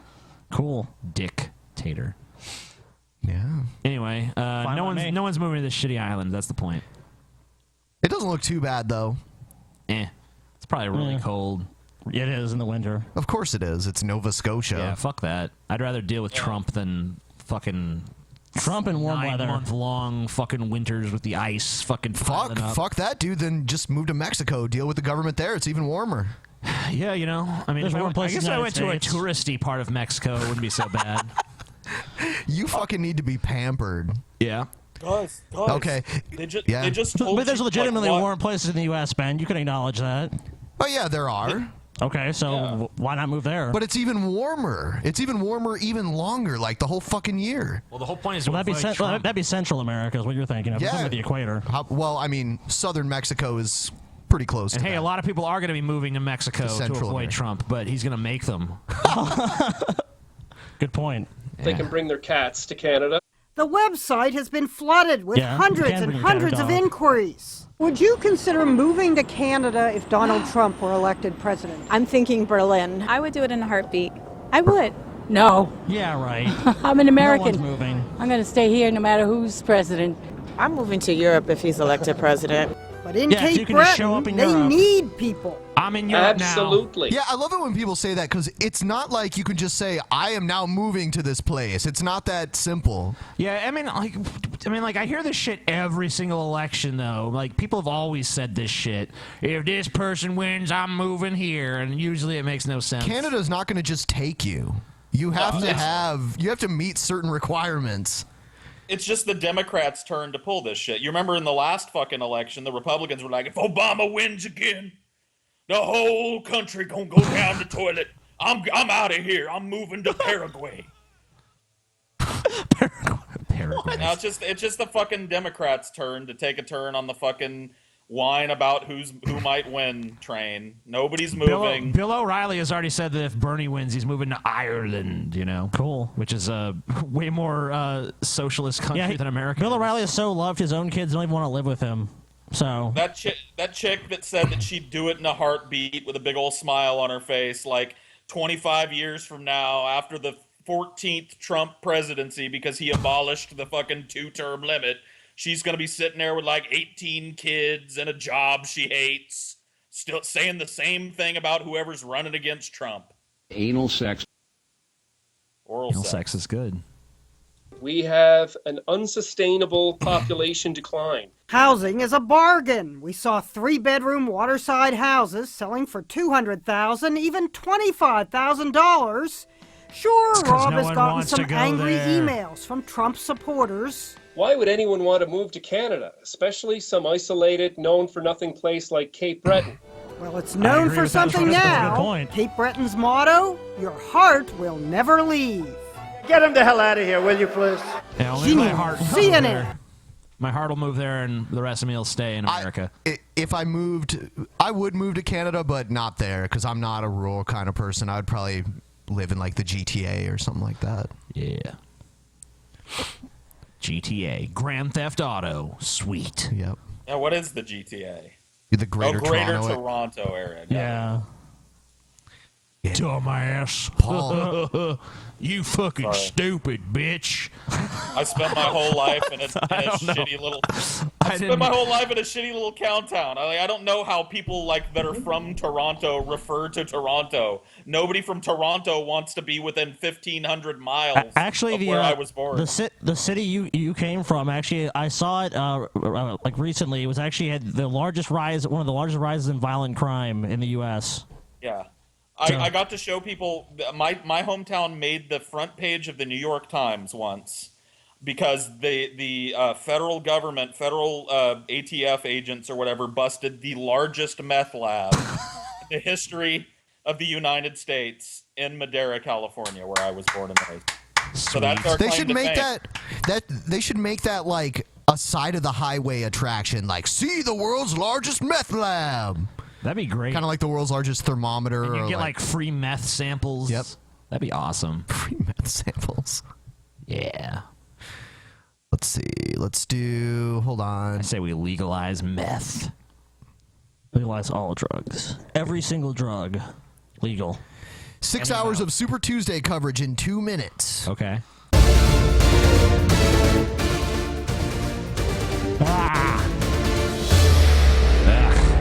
We're closing in on the first results from the blockbuster event of the primary season. Everybody expects that the frontrunners Donald Trump and Hillary Clinton will do well this evening, but the question is, how well? And look at this. CNN can now project that Hillary Clinton is the winner in Georgia, is the winner in Virginia as well. Bernie Sanders, we project, wins his home state of Vermont. It means so much to me that the people who know me best have voted so strongly to put us in the White House. Hillary Clinton will be the winner in both Alabama and Tennessee. What a Super Tuesday! Her voice. Super! What a Super Tuesday! I'm excited! I'm excited! Rolling number 20. Nice What a lady. Super What a Tuesday! Super Tuesday! Even they're laughing like, what the fuck did Hillary just do? Even these anchors are frightened. This is what human excitement sounds like. CNN projects Donald Trump will win Georgia, to win the Alabama Republican presidential primary, and will carry Massachusetts, Tennessee, and Arkansas. Can we just take a step back? That brash billionaire from New York just won several of the sort of ruby red southern states. I ask you to prayerfully consider our coming together. Uniting. We have been prepared all along for an extended haul, and if you look at the map now of the states that are to come, that's where we're really going to start to catch fire. I'm a unifier. I know people are going to find that a little bit hard to believe, but believe me, I am a unifier. The things that Donald Trump has done, not just in this race. I love how you can just assert things like, you know, even if they're not true. I unify people. You might not believe it, but I do. It's like, no, you haven't done that. What are you talking about? Yeah. If A lot you of were like people this would say great that my unifier, language, my entire fucking persona is brash and divisive, but I'm just gonna tell you, no, it's unifying. It is. It is. But yeah, it I is. agree, you know. That's how you unify people. Just tell them you're unifying. It's like, Well, yeah. He always says people love him that clearly hate him too. Oh, I love them. me. They love me. Everyone loves me. I'm the greatest. I get along with everyone. I love how they made it seem like Bernie, just like only state Bernie won was Vermont. It's like, no, he won Minnesota. And He won Vermont. That's it. Yeah, that's all he won. Just some rural state no one cares about. He won that one. Yeah, great. Won Vermont. That's it. Nothing else. It's not true. Are horribly offensive. The Klan is a terrorist organization that has killed leftist terrorist You can put whatever label you want. What difference does it make if you call them a lot of difference, Ben. Call We're them not talking- chipmunks. They Ben, kill we're- people. we're not- And you don't play games with that. Just think about the conversation that Van and Jeffrey were having. Does it telegraph what this general election is going to be like? I wish we could say we had some further clarity on either one of these races, but we don't. Underneath the wins and the losses, is the reality that this is a delegate Hey, race. Trump's not winning Vermont in a general election, so it's pretty much pointless to even fucking talk about that. I don't understand, like, why do they act like Trump is like a Klansman or something? Like, I love how the last 40 seconds. Oh, sorry. Go ahead. There you go. Yeah. I'm just saying the last 40 seconds of their Super Tuesday in 2 minutes video was this them just making vague, like, milky assertions about things. Like, it's like it started with like fucking Anderson going, "Is this telegraphing the race? Well, we don't have a whole lot of data. We'd really like to be able to have some data on these races." And then the last thing is like, "It's a delegate race." Okay, like, yeah, those were the highlights of CNN's in-depth Super Tuesday coverage. Did you know that putting exciting music over something automatically makes it exciting no matter how boring it is? Isn't that awesome? Well, Ben Carson disproved that theory. Yeah, I guess he did. Well, there's only so much. You could put like action movie fucking music over Ben Carson talking, you'd still fall asleep. We have to, like, maybe if we put like the Inception music behind him and we had that whomp, you know, that big fucking, you know. I think they'll just make it terrifying. Yeah, you're right. Damn it. Poor Carson. He's so dull. Before we move on to the next video, I did want to bring up. Remember how on the last episode we played that video of the guy, he was anti where's the fair use, and he was talking shit about. Yeah. Well, he said we strawmanned him. Oh yeah, of course. We strawman him. Why doesn't? Okay, well, if we strawman you, why don't you explain what your position is and then how we misportrayed it? A day ago, he said, "Amazing Atheist still hasn't answered. I guess he's gonna just continue to strawman me." Hey, whenever someone disagrees with someone, they accuse them of being strawmanned. I don't get it. You're strawmanning me. You're really strawman. It used to be ad hominem. Everyone used to be like, ad hominem. Everything anyone did, that's ad hominem. That's ad hominem. It's just strawman's the new one. They don't know what any of these fallacies mean or how they're used or applied, but they just, oh yeah, strawman. Yeah, to my knowledge, we heard what he had to say and we responded to what he was saying. We didn't create a different position and attack it. Yeah, demonstrate how you were strawmanned instead of just saying that we strawmanned. Yeah, I mean, like, explain this to us. Make a video telling us exactly how we strawmanned you. Like, you know, and just for your information, a straw man is basically like when we intentionally misconstrue your position, or I guess not even maybe unintentionally. We misconstrue your position and then proceed to argue against a position you don't actually hold. So explain to us how we did that, and if your explanation has veracity, then you know, we'll apologize, because maybe we just didn't understand properly, or maybe you didn't communicate it well. But in my opinion, we didn't straw man you. We responded to exactly what you said. And you're just saying we strawmanned you because you don't actually have a real fucking argument. End of story. We really strawmanned him hard when we pointed out, you know, how stupid it was for him to just take Doug Walker's head and put it on the Monopoly guy. You know what I mean? That's a real straw man, pointing out how fucking dumb that is. And just boycott YouTube. That'll fix the problem with their defective flagging system. What we got from him and the position we argued against was two things. I'm a YouTube content creator, and I'm against even and fair application of the fair use laws. That's what we were arguing against. So if that's not your position, then yeah, we strawmanned you. But I think that was your position. It definitely was. And also, he's like, and that weird argument, like, well, you know, Doug Walker and Nostalgia Critic and AVGN have, you know, they've abused the system. They're hypocrites because they've abused the system themselves. It's like, what the fuck?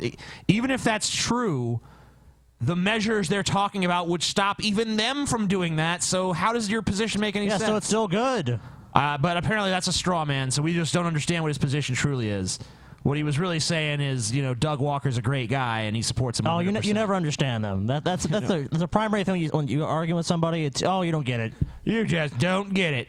It's like anytime you're arguing with a libertarian or a conservative about anything to do with the economy, like, their first response is not to point out why you're wrong. Their first response is like, you just don't understand economics, dude. Yeah, that right there is a straw man. Yeah, I know. It's bullshit. I mean, of course, I don't understand economics completely, because no one does. Even economists don't completely understand economics. That's why there's competing schools of thought. But yeah, it kind of boils down to an opinion, really. But I think there's more evidence for saying that socialism, or at least democratic socialism, works than there is for saying that like laissez-faire free market capitalism works. But you just don't understand. Feel free to rebut that shit. Mike Huckabee, really? Okay. Says he's happy to be somewhere. I don't know where. I found it very interesting, sir, that if you were Mike Huckabee, you'd be happy to be wherever it is you are. Well, he's in Des the Moines. reason I was here tonight was to salute the vets. I believe our veterans have been underappreciated. They've been underserved. They've actually been just flat out screwed around by the VA. 22 of them a day are committing suicide, and if I could be over here to show some support for them, I'm happy to be here. Any second thoughts? And by the way, I should have Republicans said in good evening. Congress doing Excuse for my them right rudeness. now. It's been a long evening. But listen, do you think that, did you have any concern initially about going over to a Donald Trump event, being surrounded by Donald Trump for President signs in his territory, up on that stage in that podium with his Donald Trump for President sign right in front of you? No, I really didn't, because it was very clear that this was an event that was going to raise money for veterans organizations and help them out. And as I said on this... And not at all a political event to, raise Trump's stock or something. Yeah, DonaldTrumpForVets.com. It's not like he's sucking his own cock or something. He really just wants to help veterans. That's A why lot of his people name have is... said that I really don't have a plan to fix the VA, and I'm telling you, I do. I do. They're wrong. They're wrong. They're always wrong about me, though. I do have a plan. I do. Donald Trump great plan. We're going to win. It's a great plan. It's the greatest plan. The vets are going to win. America's going to win. We're going to beat China. We're going to build the wall. America, get behind us. Let's make America great again. Yeah. Fucking A. Stage tonight. Donald Trump and I may be competitors in the Iowa caucus, but we are colleagues when it comes to standing up for the veterans, and I thought it was great to do. You guys all claim to stand up for the veterans, but nothing has changed. The VA is still a fucking disaster. You guys have not underfunded it. You haven't done anything to change it, and there's right now a majority. For one, there's a majority in the Senate, there's a majority in the House, and Obama is not going to veto some veterans legislation. Yeah, so where's the legislation for veterans coming from the Republicans, if they care so much? Not to mention the fact that Huckabee and Trump were competitors in Iowa in the same way that ants and anteaters are fucking competitors. Like nobody was like, dark horse Huckabee win in Iowa? There wasn't even anybody even jokingly asserting that. I honestly didn't even know he was still in the race. Look, I was finished over at the debate at 7 o'clock. 8 o'clock comes by. Oh, was this? Correct. Oh, okay. So this is old. I got nothing going on. Let's go over here and show some support for the vets. Have you spoken to Donald Trump or his campaign about All where right, that... we'll move on. Yeah. Let's do Rick Perry weighs in on indictment case. Okay.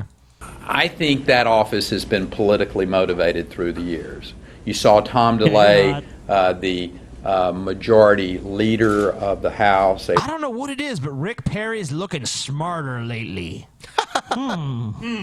There's just something about his face. It's like there's a new intelligence about good old Rick. It's like his IQ just went up like 20, 30 points or something. Maybe this time he could remember all 3 agencies he wants to get rid of. Republican who was, I think the case was money laundering. There was some money that was... Wait, well, hold on. Money laundering. I think the case was money laundering. Some bullshit about money laundering. Yeah, might have been a federal bribery case. Give me a break. I don't know if you saying something in a mocking voice going like this is like, that's not going to save you, I mean... It's like Jared from Subway or like Bill Cosby being like, yeah, they say I spiked their drinks and raped them. I misappropriated campaign funds and took donations in lieu of my vote being cast in things, end quote. Like what? Not to mention all these Republicans make fun of Obama for his teleprompter. It's like Rick Perry could really benefit from one. I mean, the guy stumbles all the time. Dude, get a teleprompter. Maybe Obama's onto something. Put one on your wristwatch. He was elected even. president twice. I just want to point that out. Yeah. Bush had a teleprompter. He just couldn't read. Given over here, I don't know what the details were, but yeah, he has now, it ruined his career. Yeah. Spent huge amounts of money. Uh-huh. But all of that has been thrown out, and I think very soon it will be completely exonerated of it. Okay. And I've been indicted by that same body now for, I think, 2 counts. One. Wait a minute. You don't know what you're being indicted for? That's think- even worse I than think not he- even being. He didn't know what. Yeah. I think I'm indicted on 2 counts of, I think one of them was like, shit, hold on. I wrote this down somewhere. Is it on my hands? No. Fuck, maybe I got a steno pad. Maybe he's going senile early. Maybe that's what's going on here. Early onset Alzheimer's. We shouldn't laugh. Wow. Bribery. Bribery, yeah. That was bribery. It was bribery Which and I'm not a lawyer, so I don't really understand the Yeah, details bribery here. is hard to understand, even if you're only lawyers get what bribery is. I'm not a lawyer, so I don't really understand what this bribery is. This very simple concept of giving someone money in order to influence their decision or actions on something. A political I don't understand this arcane bribery law. Like, Yeah, they what? say they say I murdered some people. I mean, I don't know. I'm not a about lawyer. that. I'm not a lawyer. I don't understand these fancy terms like homicide. I just don't get that kind of shit. There were $7.5 million going to the Public Integrity Unit. They had historically been funded at that level through the years. The head of that was stopped for drunk driving at almost 3 times the legal limit with an open vodka bottle in the front right seat. Oh, I see. The bribery charges are false because one of the people indicting me was drunk. They were drunk. There was a drunk. Okay, so if You're gonna that's trust true, a drunk? If that's true, they're guilty of a crime. Okay. Yeah, that doesn't mean that you are exonerated or something. Yeah, like, he's man, innocent because that guy was drunk one time. These charges against me are bullshit. Some dude got drunk and probably like, let's indict Rick Perry for fucking bribery for no reason. That's how it went. It'll be fun. Of her vehicle. Thank God the police stopped her before she killed somebody. Thank God. She was very abusive to the arresting officers and then to the booking agents, up to the point of threatening them, verbally abusing them, and other Called a female officer sugar tits, ranted about how the Jews run everything. ways where she had to be I'm restrained. having a Chris Christie moment watching this video because I cannot take my eyes off of the woman behind him adjusting her pearls constantly, and the looks on her face. It's pretty good. I haven't even been paying attention to her. So Rick Perry gave her a pearl necklace. Literally. Oh, man. And when I saw that, I made the decision, if I'm going to be held responsible for making decisions about where Texas taxpayer money gets spent, I was not funding that agency. And as long as that individual was there, I did not feel comfortable. I think the general public did not feel comfortable. And a special prosecutor was put into place. And Travis County, if you all are not aware. All right. Yeah, get that earwax buildup out of there. Jesus Christ. All right. Next story is the president of Iran went to visit Italy and they had to cover up some of the nude artwork because he might get offended. Aw. Yeah. Poor guy. As the Iranian President Hassan Rouhani rounds off his Roman holiday, he's been the first Iranian leader to enjoy the sights and scenery of Italy in over a decade. After wrapping up a trade and spending bonanza, Rouhani visited the Pope at the Vatican and went to Rome's Capitoline Museum to see the ancient art. Well, some of it. Tonight, we imagine a world afraid to bear all, because while Rouhani enjoyed this equestrian statue, many of ancient Rome's other great beauties have been, well, covered up or censored. This video shows the white boxes installed to protect the modesty of the museum's nudes, or perhaps the sensitivity of an Islamic president. No such sensitivity from Sensitivity? Yeah, I mean, so a grown man can't see a painting of naked people because it'll, I don't know, blow his mind or ancient something. mosaics and statues, that's somehow offensive to him. I doubt he's a virgin. I'm sure he's seen naked ladies before. Yeah, but, you know, to put it in art is just disgusting, though. Immoral and immodest. It's wrong. It's more fucking really well thought out capitulation to somebody's silly religious morals. I know. Man, yeah, that's a good idea. You know what? Let's take some of the most beautiful things that we've collected, cover them up with big old white cardboard boxes because some fucking Muslim is coming to visit. Great fucking choice. Really projects an image of strength and wholeness. You know, certainly doesn't make you look weak, simpering, and fucking sad. Endless capitulation. Yeah, let's placate them. Actor Leonardo DiCaprio, who visited Rome while plugging his new film Revenant 10 days ago, he was positively glowing as he came face to face with this barely covered bust.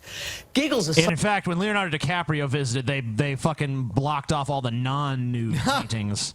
You know, he's like, I don't want to see that. Yeah, I'm offended by shit. clothes. I want to see some ass and titties, motherfucker. One question does remain. If Rouhani didn't see any of this museum's marvelous marbles, what exactly did he see? I don't know. Who cares? I don't give a shit what he saw. He's a pile of dog shit. He can go fuck himself. Like, if President Trump comes and visits the Vatican, are they going to, like, use highlighters to highlight all the tits and nipples and bedazzle them to make them look more like a fucking Trump property? You know what's funny? So In they the don't Vatican, offend his sensibilities? In the Vatican, they've covered up a lot of the Roman statues, like the genitalia with, like, fig leaves and shit. Yeah. Yeah, they covered up a lot of the genitals with fig leaves back in a more pure time. Yeah, a better time. Yeah. We're going to add Trump Tower to the background of the Mona Lisa. All right, one more news story and then we're going to move on.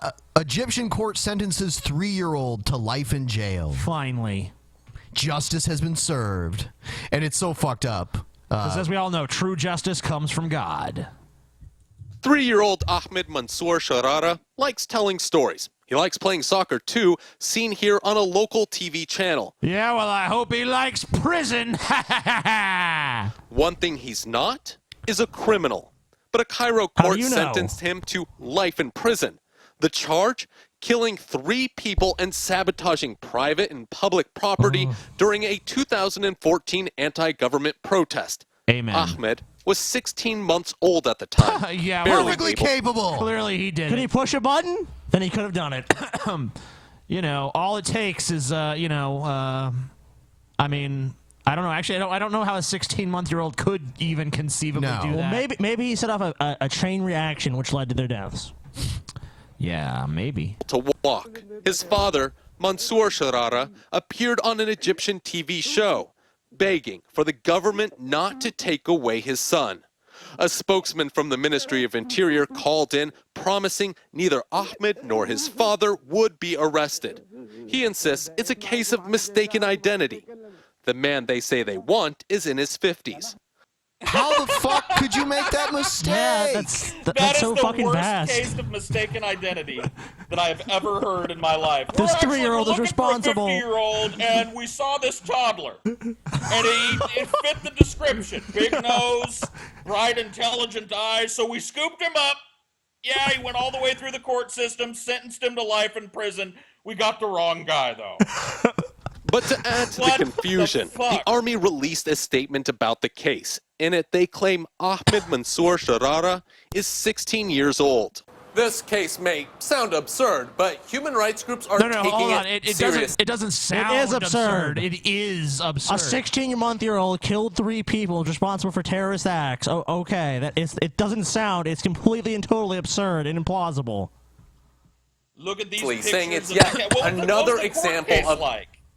Like, think about it. Like, look at these pictures of the devastation that this toddler left in his wake.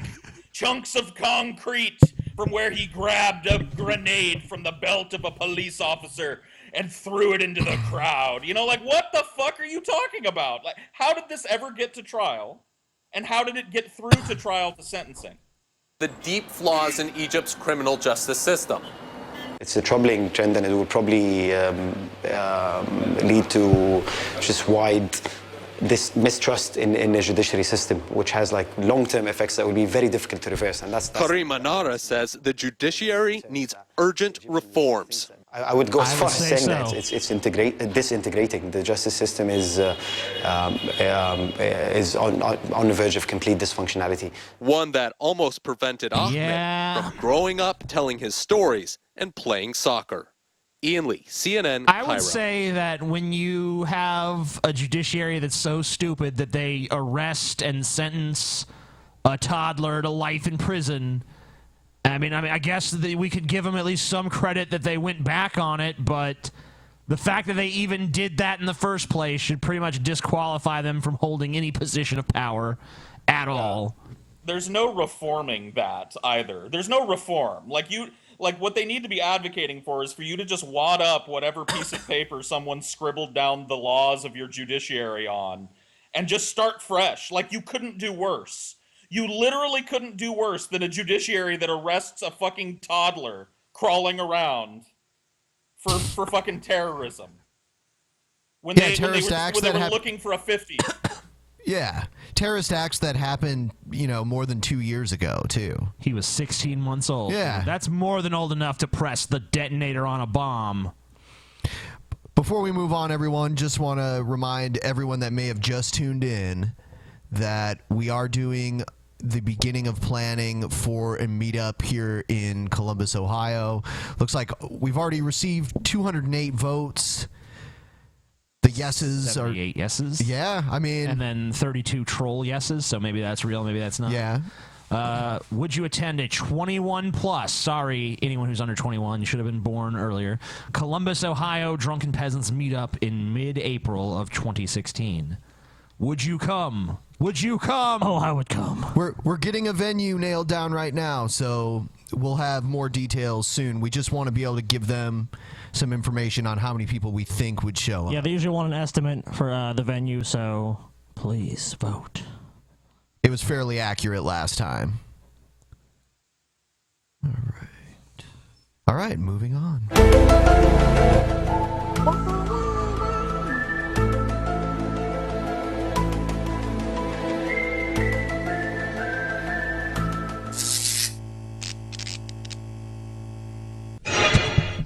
Oh. Fuck, man. Scary. It's worse. You know what? It's worse that he didn't appear one night because now I don't know whether to expect him. You'll never. Yeah, you never know. You never know. God. Feminist slam poetry.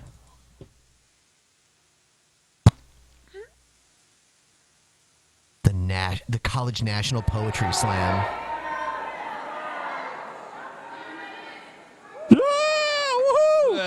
Maybe this one will be good. Yeah. When you put me in your books, millions of Asian girls across America rejoiced. Finally, a potential Halloween costume that wasn't a geisha or Mulan. I mean, what's not to love about me? I'm everybody's favorite character. I totally get to fight tons of Death Eaters and have a great sense of humor and am full of complex emotions. Oh, wait! That's the version of Harry Potter where I'm not fucking worthless. First of all... So she's criticizing the only Asian character in Harry Potter. Is that what she's doing? Yeah. She should have had a bigger role in the story. Yeah, it's really problematic, Ben. Yeah, man, problematic. Because she's the only Asian character in the book, and you surely should have had her doing more and kicking more ass. Some Asian expendable character. Where's the Inuit character? I don't know, dude. That's a good question. Where's the Pacific Islander character that saves the day and beats Voldemort, dude? Why's it got to be 3 white kids that beat Voldemort, huh? Yep. That's fucked up. I don't know, man. You put me in Ravenclaw. Of course, the only Asian at Hogwarts would be put in the nerdy house. Too bad you didn't have a house that specialized in computers and math. Nerdy house. Ravenclaw. Yeah, because it's you know, that's totally a stereotype that Asians excel academically. There's no statistics that verify or back that up at all. Robbie, huh? I know. You thought you were being tolerant. Between me, Dean, and the Indian twins, Hogwarts has like 5 brown people. It doesn't matter. Is the racial makeup of Hogwarts a pressing societal issue? Is this really? Yes, it is. Oh, it is? Oh, okay. I didn't realize that some work of fiction is really pressing to my needs and wants of reality and what's going on in the world. I didn't realize. I'm sorry. I was really offended that they didn't have more white people in that show Roots. Yeah, you know, dude. like, why weren't some of the slaves white people? I saw this movie, The Wiz. It was like all black people. And like, where the fuck are the white people in this movie? This is bullshit. I feel like my fucking, race isn't properly represented in this fictional world. You guys ever seen that movie Memoirs of a Geisha? Yeah. All the white people in that movie were like these rapist American Marines that were just there to fuck little Japanese girls. You know what I mean? I was really offended by that and think that like whites should have had a more proportionate casting in a movie set in Japan about Japanese people. Yeah, I agree. Yeah. Nah, you're not racist. Just like how you're not homophobic because Dumbledore is totally gay. Of course, it's not mentioned in the books, but man, hasn't society come so far? Now gays don't just have to be closeted in real life, they can even be closeted fictionally. I'm outraged. I'm right. Hold on. Like, How does she? Oh, go ahead. Maybe like it just never came up in the book. This isn't even a poem. There's no rhythm to it at all. It's just her bitching. I mean, like, at least some of the ones we've watched had some sort of like poetic rhythm to it. This is just like her being like, yeah, guess what? In this movie, there weren't enough people of this race. Doesn't that suck? Yeah. To a crowd of idiots, just like, yeah, woo. What are you wondering? I'm just wondering, like, how she wanted to shoehorn Dumbledore's being gay in. Like Harry walked into Dumbledore's office and heard an odd squeaking sound. He rounded the corner to see Dumbledore mounting Snape, his penis buried deeply in Snape's clutching asshole. Ignore what you saw, Potter. Or was Dumbledore supposed to be like, Harry, you have to seek the Philosopher's Stone. Also, I'm gay. Like why would it come up? Isn't it better that it didn't come up? Isn't it better that Dumbledore's gay and it wasn't like, look at me, I'm flamboyant, throwing glitter everywhere and fucking guys? Isn't it better? No. That Dumbledore was just gay? No, Paul. It's not better. It's racist. It's homophobic. Cho and Chang are both last names. They are both Korean last names. I'm supposed to be Chinese. Me being named Cho Chang is like a Frenchman being named Garcia Sanchez.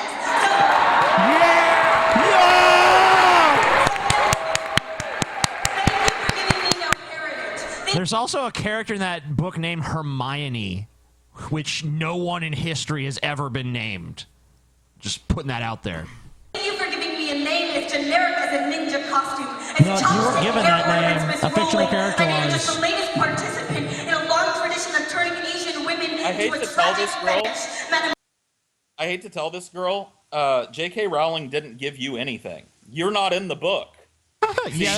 She's pretending like she's speaking from the perspective of that character. So anytime there's an Asian or white or Mexican or black or Hindu or Indonesian character in a fucking movie, that's a referendum on every person of that race. And every person of that race needs to stand up and give an impassioned speech about how it didn't closely match what they hold dear.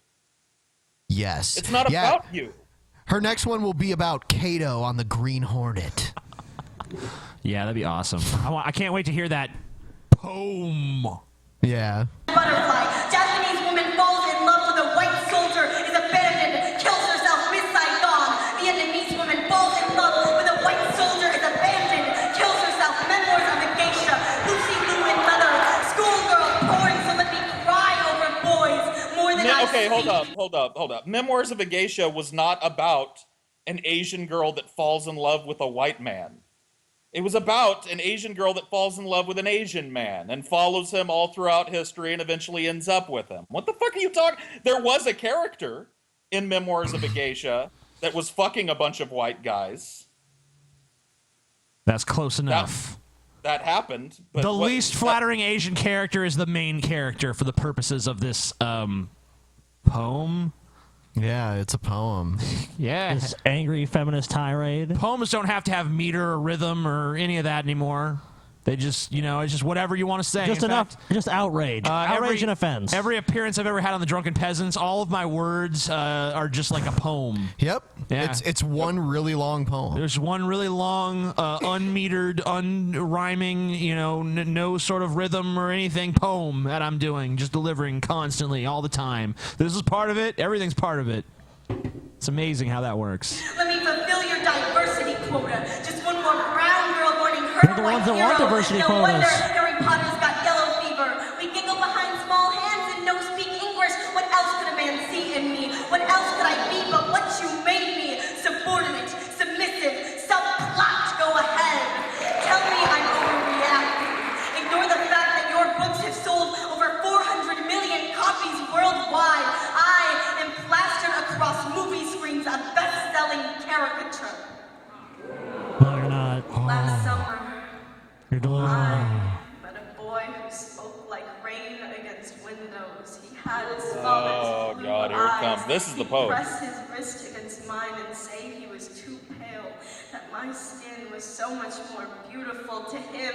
I was Pacific sunset, almond milk, a porcelain cup. When he left me, I told myself I should have seen it coming. I wasn't sure I was sad, but I cried anyway. Girls who look like me are supposed to cry over boys who look like him.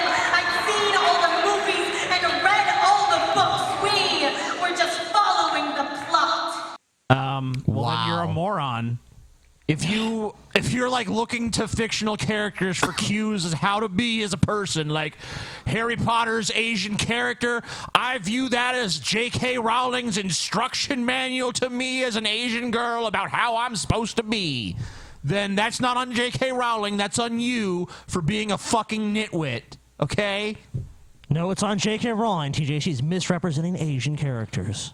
I learned how to be a white person from watching Deliverance. That's why I just squeal like a pig and let guys mount me and fuck me in the woods any old time. I don't know any better. What else can I be but what you have made me? That was my favorite line. What else can I be but what you have made me? How about your fucking self? How about you think for your fucking self? If you don't like the demure little don't do it. If you don't like white guys, stop dating them. All right, moving on. That's too pragmatic. I'm sorry. Terrible, terrible, terrible. Let's do... Okay. I'm a world peace and freedom entrepreneur. We're taking humanity out of the sewer. I'm a world peace and freedom entrepreneur. Yeah. I'm a tuna. I'm a cougar. It's the same in your mind. You gotta be from Earth again. I'm a world peace of freedom entrepreneur.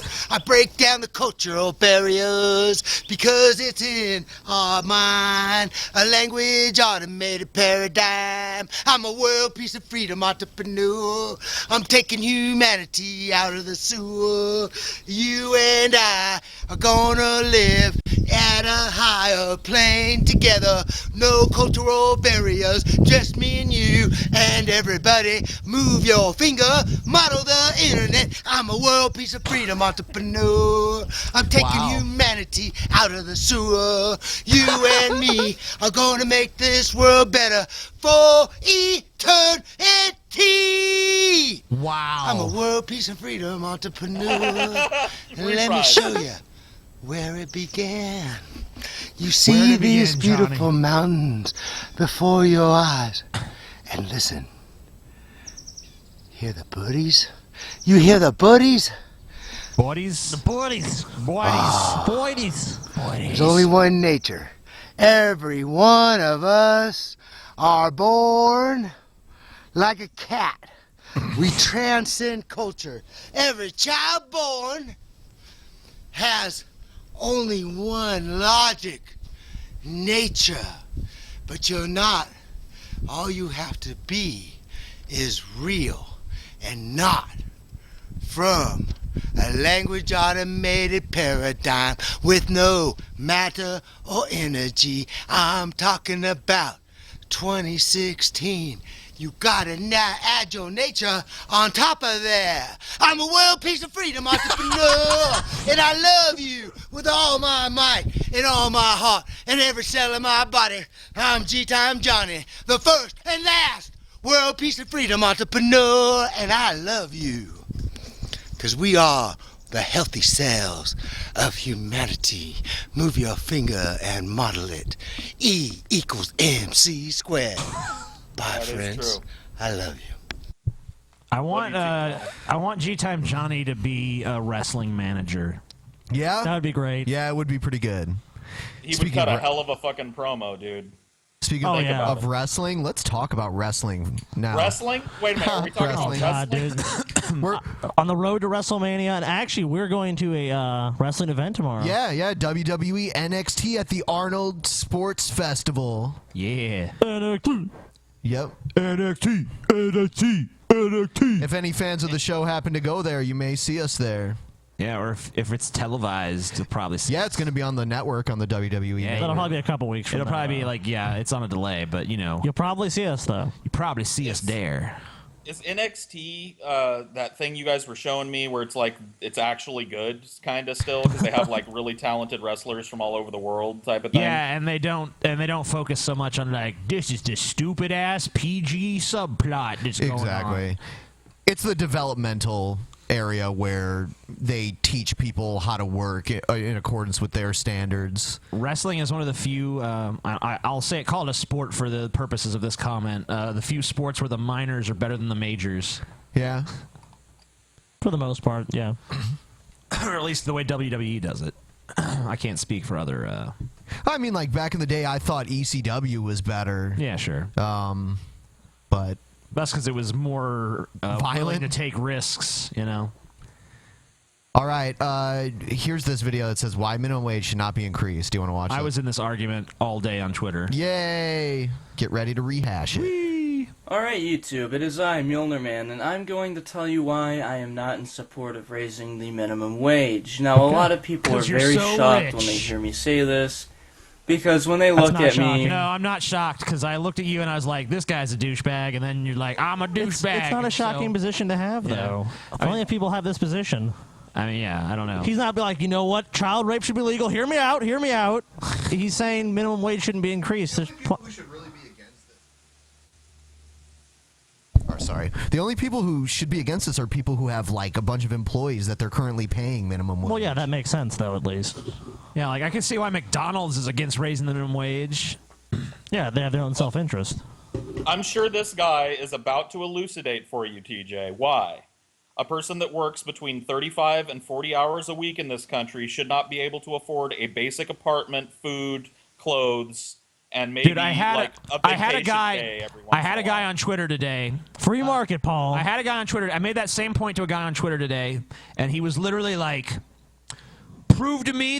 explain to me why someone who has a 40-hour-a-week job should be able to survive off of it. I'm like, I don't see how I could why do I have to explain that? You just want me to accept it on faith. You're just like a theist. Like, I'm sorry. The purpose of jobs in society is, like, the whole reason anyone gets a job is so they have money so they can sustain their existence. You're basically, for a lot of jobs, you're renting your time and your effort and your labor out in exchange for something else, which and is then usually he's like, money. If they really want to make that kind of money, they should learn skills that give them value. I'm like, so... There's plenty of people with skills that... They don't have value as a burger flipper? I mean, don't we need someone to flip our burgers? I mean, I guess machines will probably be doing it in 10 years, but as long as people are doing it...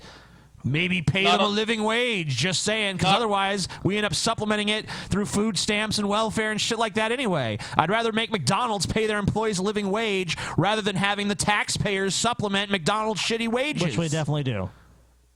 Yeah. Go ahead, Paul. I mean, it's not to mention that I can't even remember. Sorry, I lost my thought, dude. My train of thought. I think you probably covered it. Like, it's an absurd thing to try and explain to a person, like, why a person that works, like, that's the whole contract you're making, right? You're giving this corporation your time in exchange for legal tender that you can spend on the shit you need to live. Correct. And if he you thinks can't that, do if he that- thinks they don't have a valuable skill, then he should not eat. He should not go frequent any place that where minimum wage workers work, because apparently he doesn't recognize the value of their skills. So they should have no value to him. He should just not frequent any business that pays minimum wage. And that's what I was gonna say, is that he forgets that we live in a fucking country where in order to get quote unquote valuable skills, you've got to go to school, and school costs fucking money in this country. So you need to have the job to get the money to go to school. But if you can't go to school and live at the same fucking time, you can never better yourself above a burger flipper. So what choice do you have? I know. I'll tell you what the choice you have. Pull yourself up by your fucking bootstraps, bitch. Which is really an ironic statement because it's totally impossible. That'd be like TJ being like, why don't you just get famous on YouTube? Tired of working minimum wage? Just get famous on YouTube, okay? I did it. You should be Easy as able to pie. do it. Anybody can do it. I did it. Anyone can do it.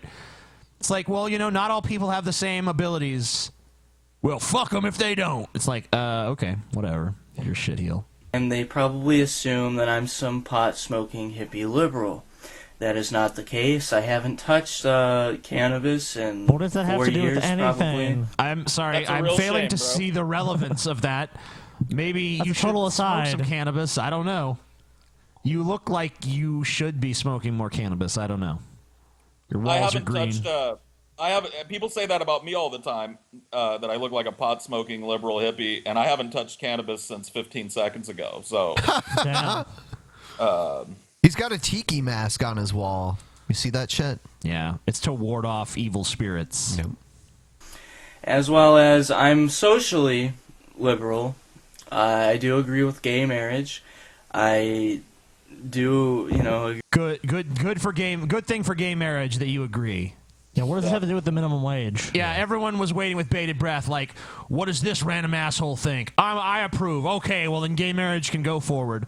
Like, I'm sorry, what do we need to know all these credentials for? Just explain your minimum wage position. No one cares what your issue, your gay marriage. Like, what are we supposed to do? Like, guys, I'm pretty liberal.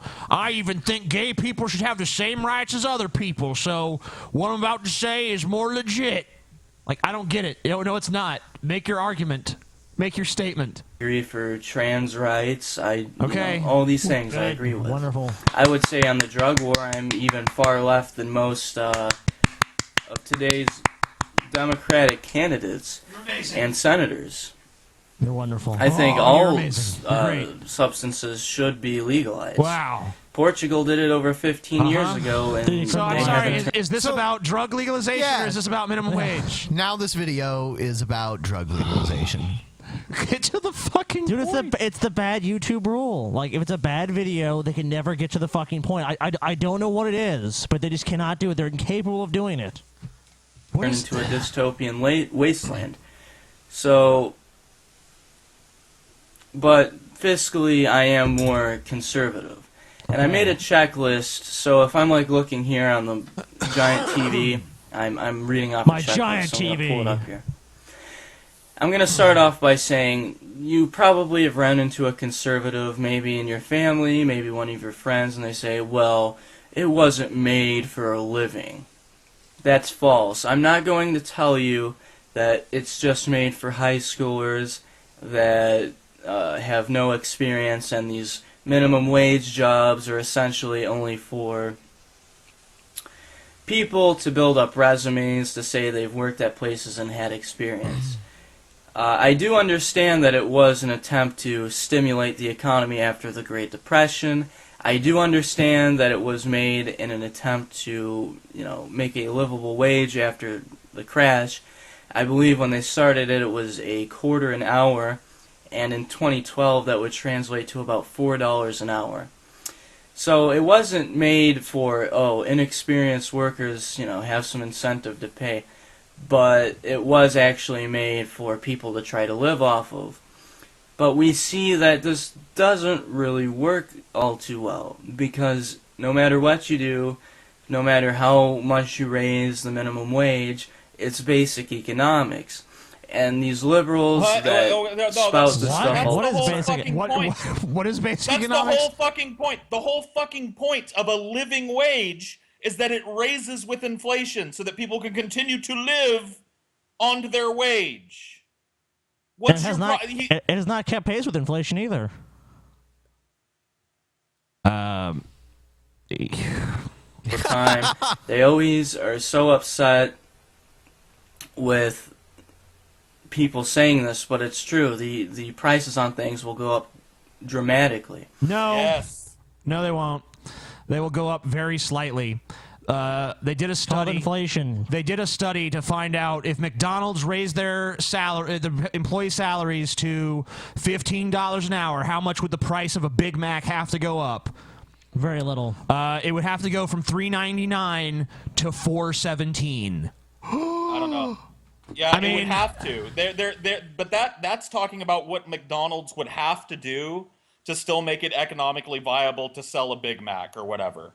That's way different than what McDonald's is going to do. You don't think McDonald's is going to want to keep that same profit margin? They're like, we're paying a slave wage and serving a cheap product. You think they're going to allow that to be cut into?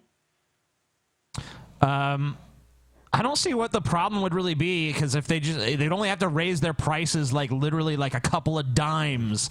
I really don't think anyone's going to be thinking that breaks the bank, especially if the minimum wage is $15 an hour. I mean, like, if the combo meal costs you like $6-7, I mean, how much do you think in overall overhead or overall cost? How much do you think it costs them to buy that food? Probably not jack shit, dude. I mean, even maybe. if $2. that, it may even be less than $1. I mean, I don't know. Well, they have labor costs too, and there's a lot of other costs associated with it to maintain the building. Honestly, let's be totally honest. The big corporations can afford to pay more. The real issue, more so than anything, would be small businesses. And what do you define as a small business? I'd say businesses with less than 10 people. The minimum wage thing would actually hurt them more. McDonald's and huge corporations, they can absorb those kind of costs because they have a lot of money. The real people that'd be affected would be very small businesses.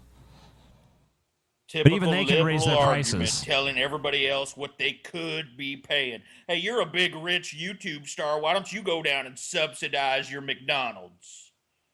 Give out $50 bills, a big shiny $50 bill to everybody working every day. I'll give them an extra 20 cents for the burger. There you go. I'll give them an extra 20 cents. I don't give a shit. I think I did a paper on this for my senior year of high school for a writing composition class. If I was your teacher, and I basically held the same stance. I had an example from Australia, and a lot of industries in Australia had to shut down or were slowing down in pace because of the minimum wage being raised to 12 Australian dollars an hour. Maybe that's true. So I'm not in everybody favor is of gainfully employed, and if you're not, you're taken care of, and there's no homelessness. Yeah, here's how bad Australia is.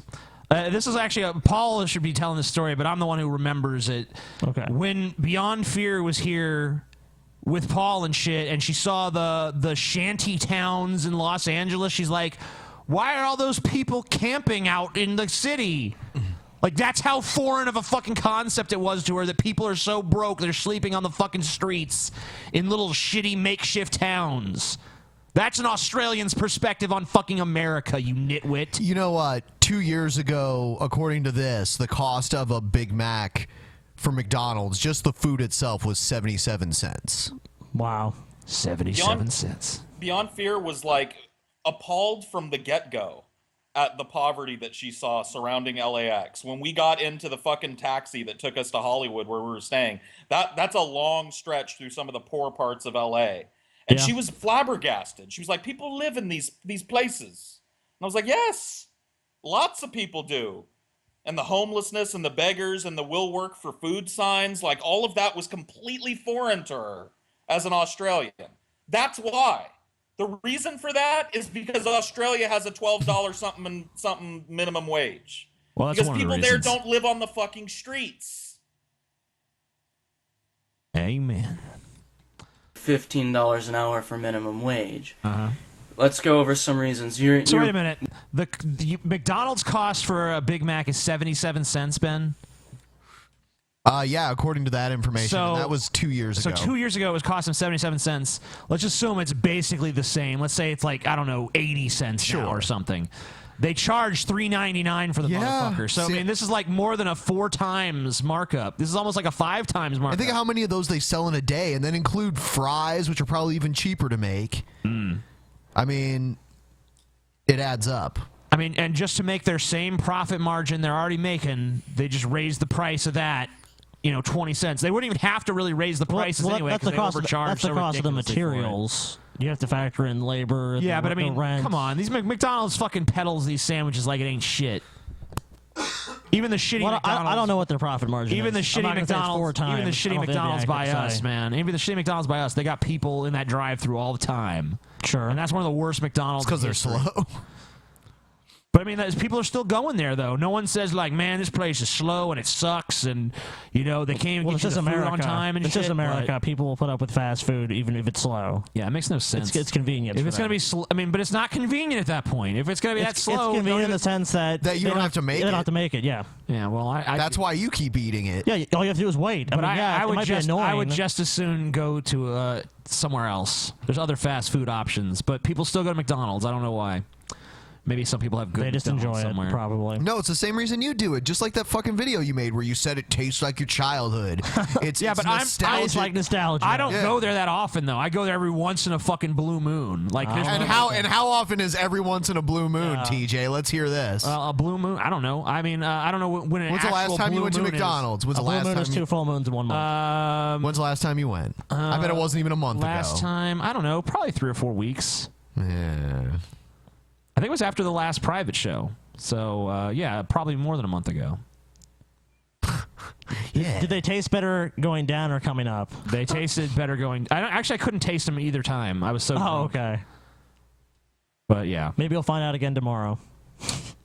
Maybe. Nah, man, we'll probably have late night slice tomorrow. Fuck yeah, late night slice. Slice TJ's face. Just a reminder to everyone... if you haven't already subscribed to either our SoundCloud or our iTunes feed, we will be doing 10 to 15 minutes of post-show after this show, beginning from now until the end of time. So, do you want to go into the post-show now? No. Okay. We're already pretty much at show length. But no, we're not. 2 hours and 16 minutes and 29 seconds. Usually the show's 2:30, TJ. I don't think so. But whatever. Whatever. We can go back and look at all the shows and the times and how long they are. All right, go do it. All right. I challenge you. That's on fine. this. Well, that has nothing to do with what we're doing now, so let's just keep playing this video. This video sucks anyway. Okay, let's move on to a new video. No, me and Ben are getting in a pissing contest about the link to the show. That's what's happening right now, Scotty. I wasn't going to. I was going to. See, TJ doesn't like this video because he was already sitting on the toilet arguing with people like this all day today. All day. Exactly. All day. It's horrible. They're horrible.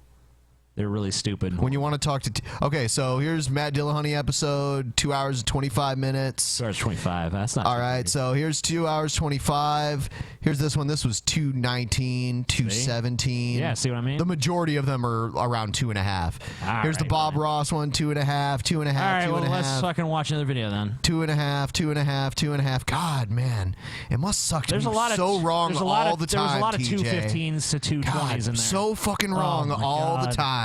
Who cares? 217, watch a video. 217.35 is not so hard to be so fucking wrong, link TJ. to the show. And if we're gonna do a post show, there should be a shorter regular. Oh show yeah. Anyway. If I have to do more work, we got to make the regular show shorter. TJ logic. It is. It's good logic. No, it's not. It is. Nope. More people are gonna want to see. We can talk about the time where we were like, yeah, dude, let's do more stuff for the show, and me and Scotty are like, okay, well, that's gonna take more time to get together and plan. He's like, no, there's other ways we can do that. Such as you guys do it, and I sit back. Yeah. I don't know, man. Lazy people are the true innovators of society. Okay, then innovate a way for that to happen. We're always looking for the easiest way to do things. No, you're waiting for someone else to do it for you. Yeah. No.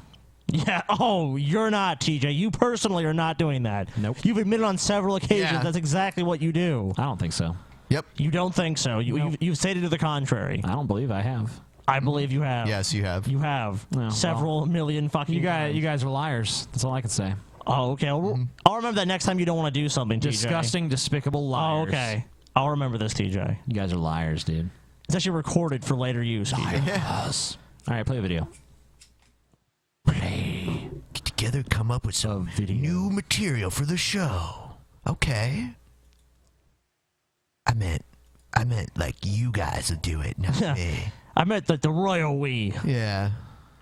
All right. Let's see. Let's do. I don't want to pick one that's too long. We'll just do this one. As we go into the election in 2016, I want you people to consider something very carefully. This is Kinky Joe, by the way. This is a count per state of the Electoral College votes. You know that magic number that they have to get to, 270 votes, in order for a candidate to win the White House? Yeah. They're not counting your votes. They're counting the electoral votes in each state. California has 55 electoral votes. It's based on the population. All those weirdos up in San Francisco and Berkeley and Davis and all those places. And the conservatives in the middle of the state, and then the liberals down in Los Angeles, and all the pot smokers up here. Whatever. those losers in every major city where anything of import ever happens in the United States. Those scum fucks that live in L.A. where dynamic business decisions are made every day. Those scum pigs that live up in San Francisco where it's beautiful and the air is clean and people have a high happiness index. What we really ought to be counting is that Wyoming farmer that hates black people and thinks we ought to institute Jim Crow again. The fuck are you talking about?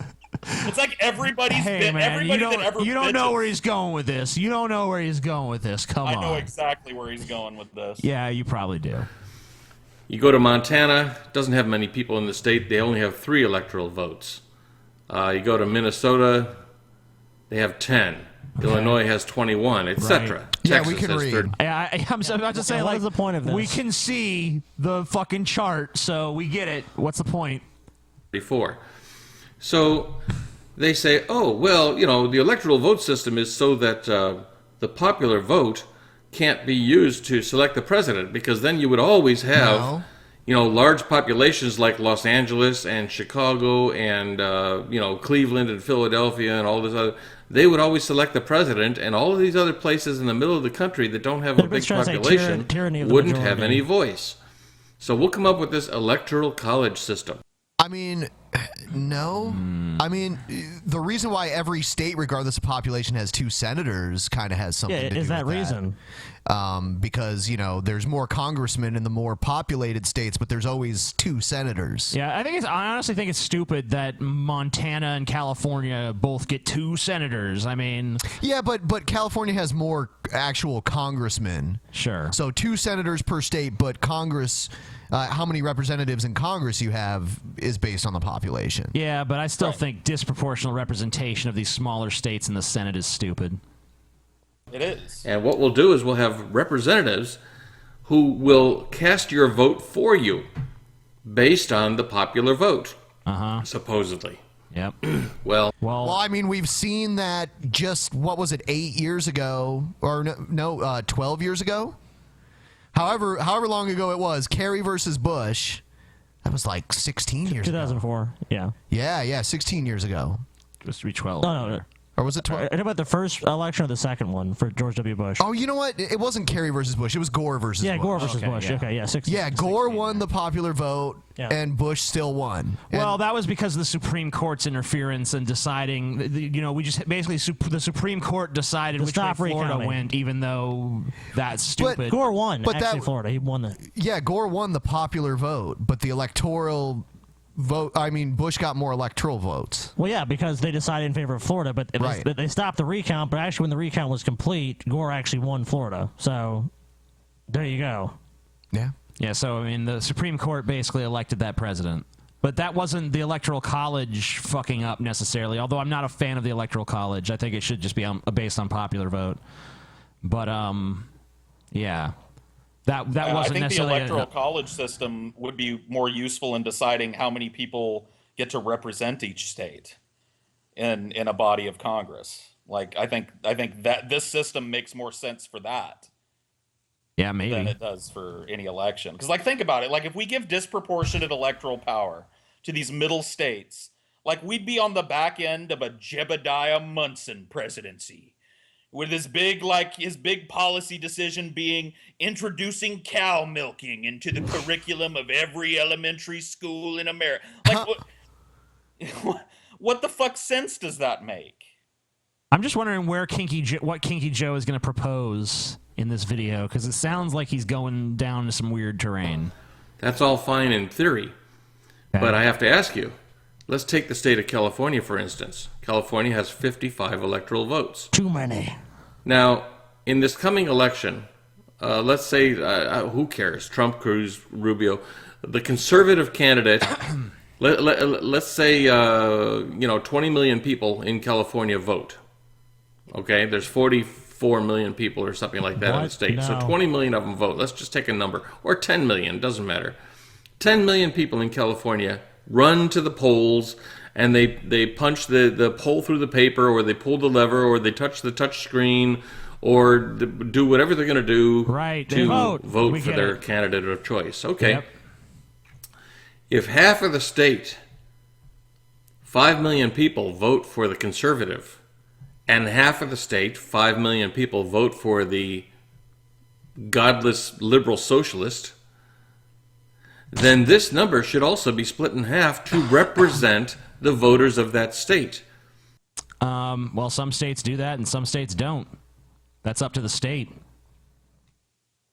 But, we could solve this entire problem by just getting rid of the stupid electoral college and just letting it be a popular vote. There's no reason it shouldn't be. Yeah. Which means 27 or 28 votes should go to the conservative, and 28 or 27 votes should go to the liberals. You go to that popular vote, TJ, you're just letting all the liberals decide. And your voice in Nebraska ain't never even heard. Your values don't matter in this country. This country is run by New York and Illinois and California, the demon, the great Satan itself. Yeah. Well, people in Nebraska will still have the state people they can elect, so...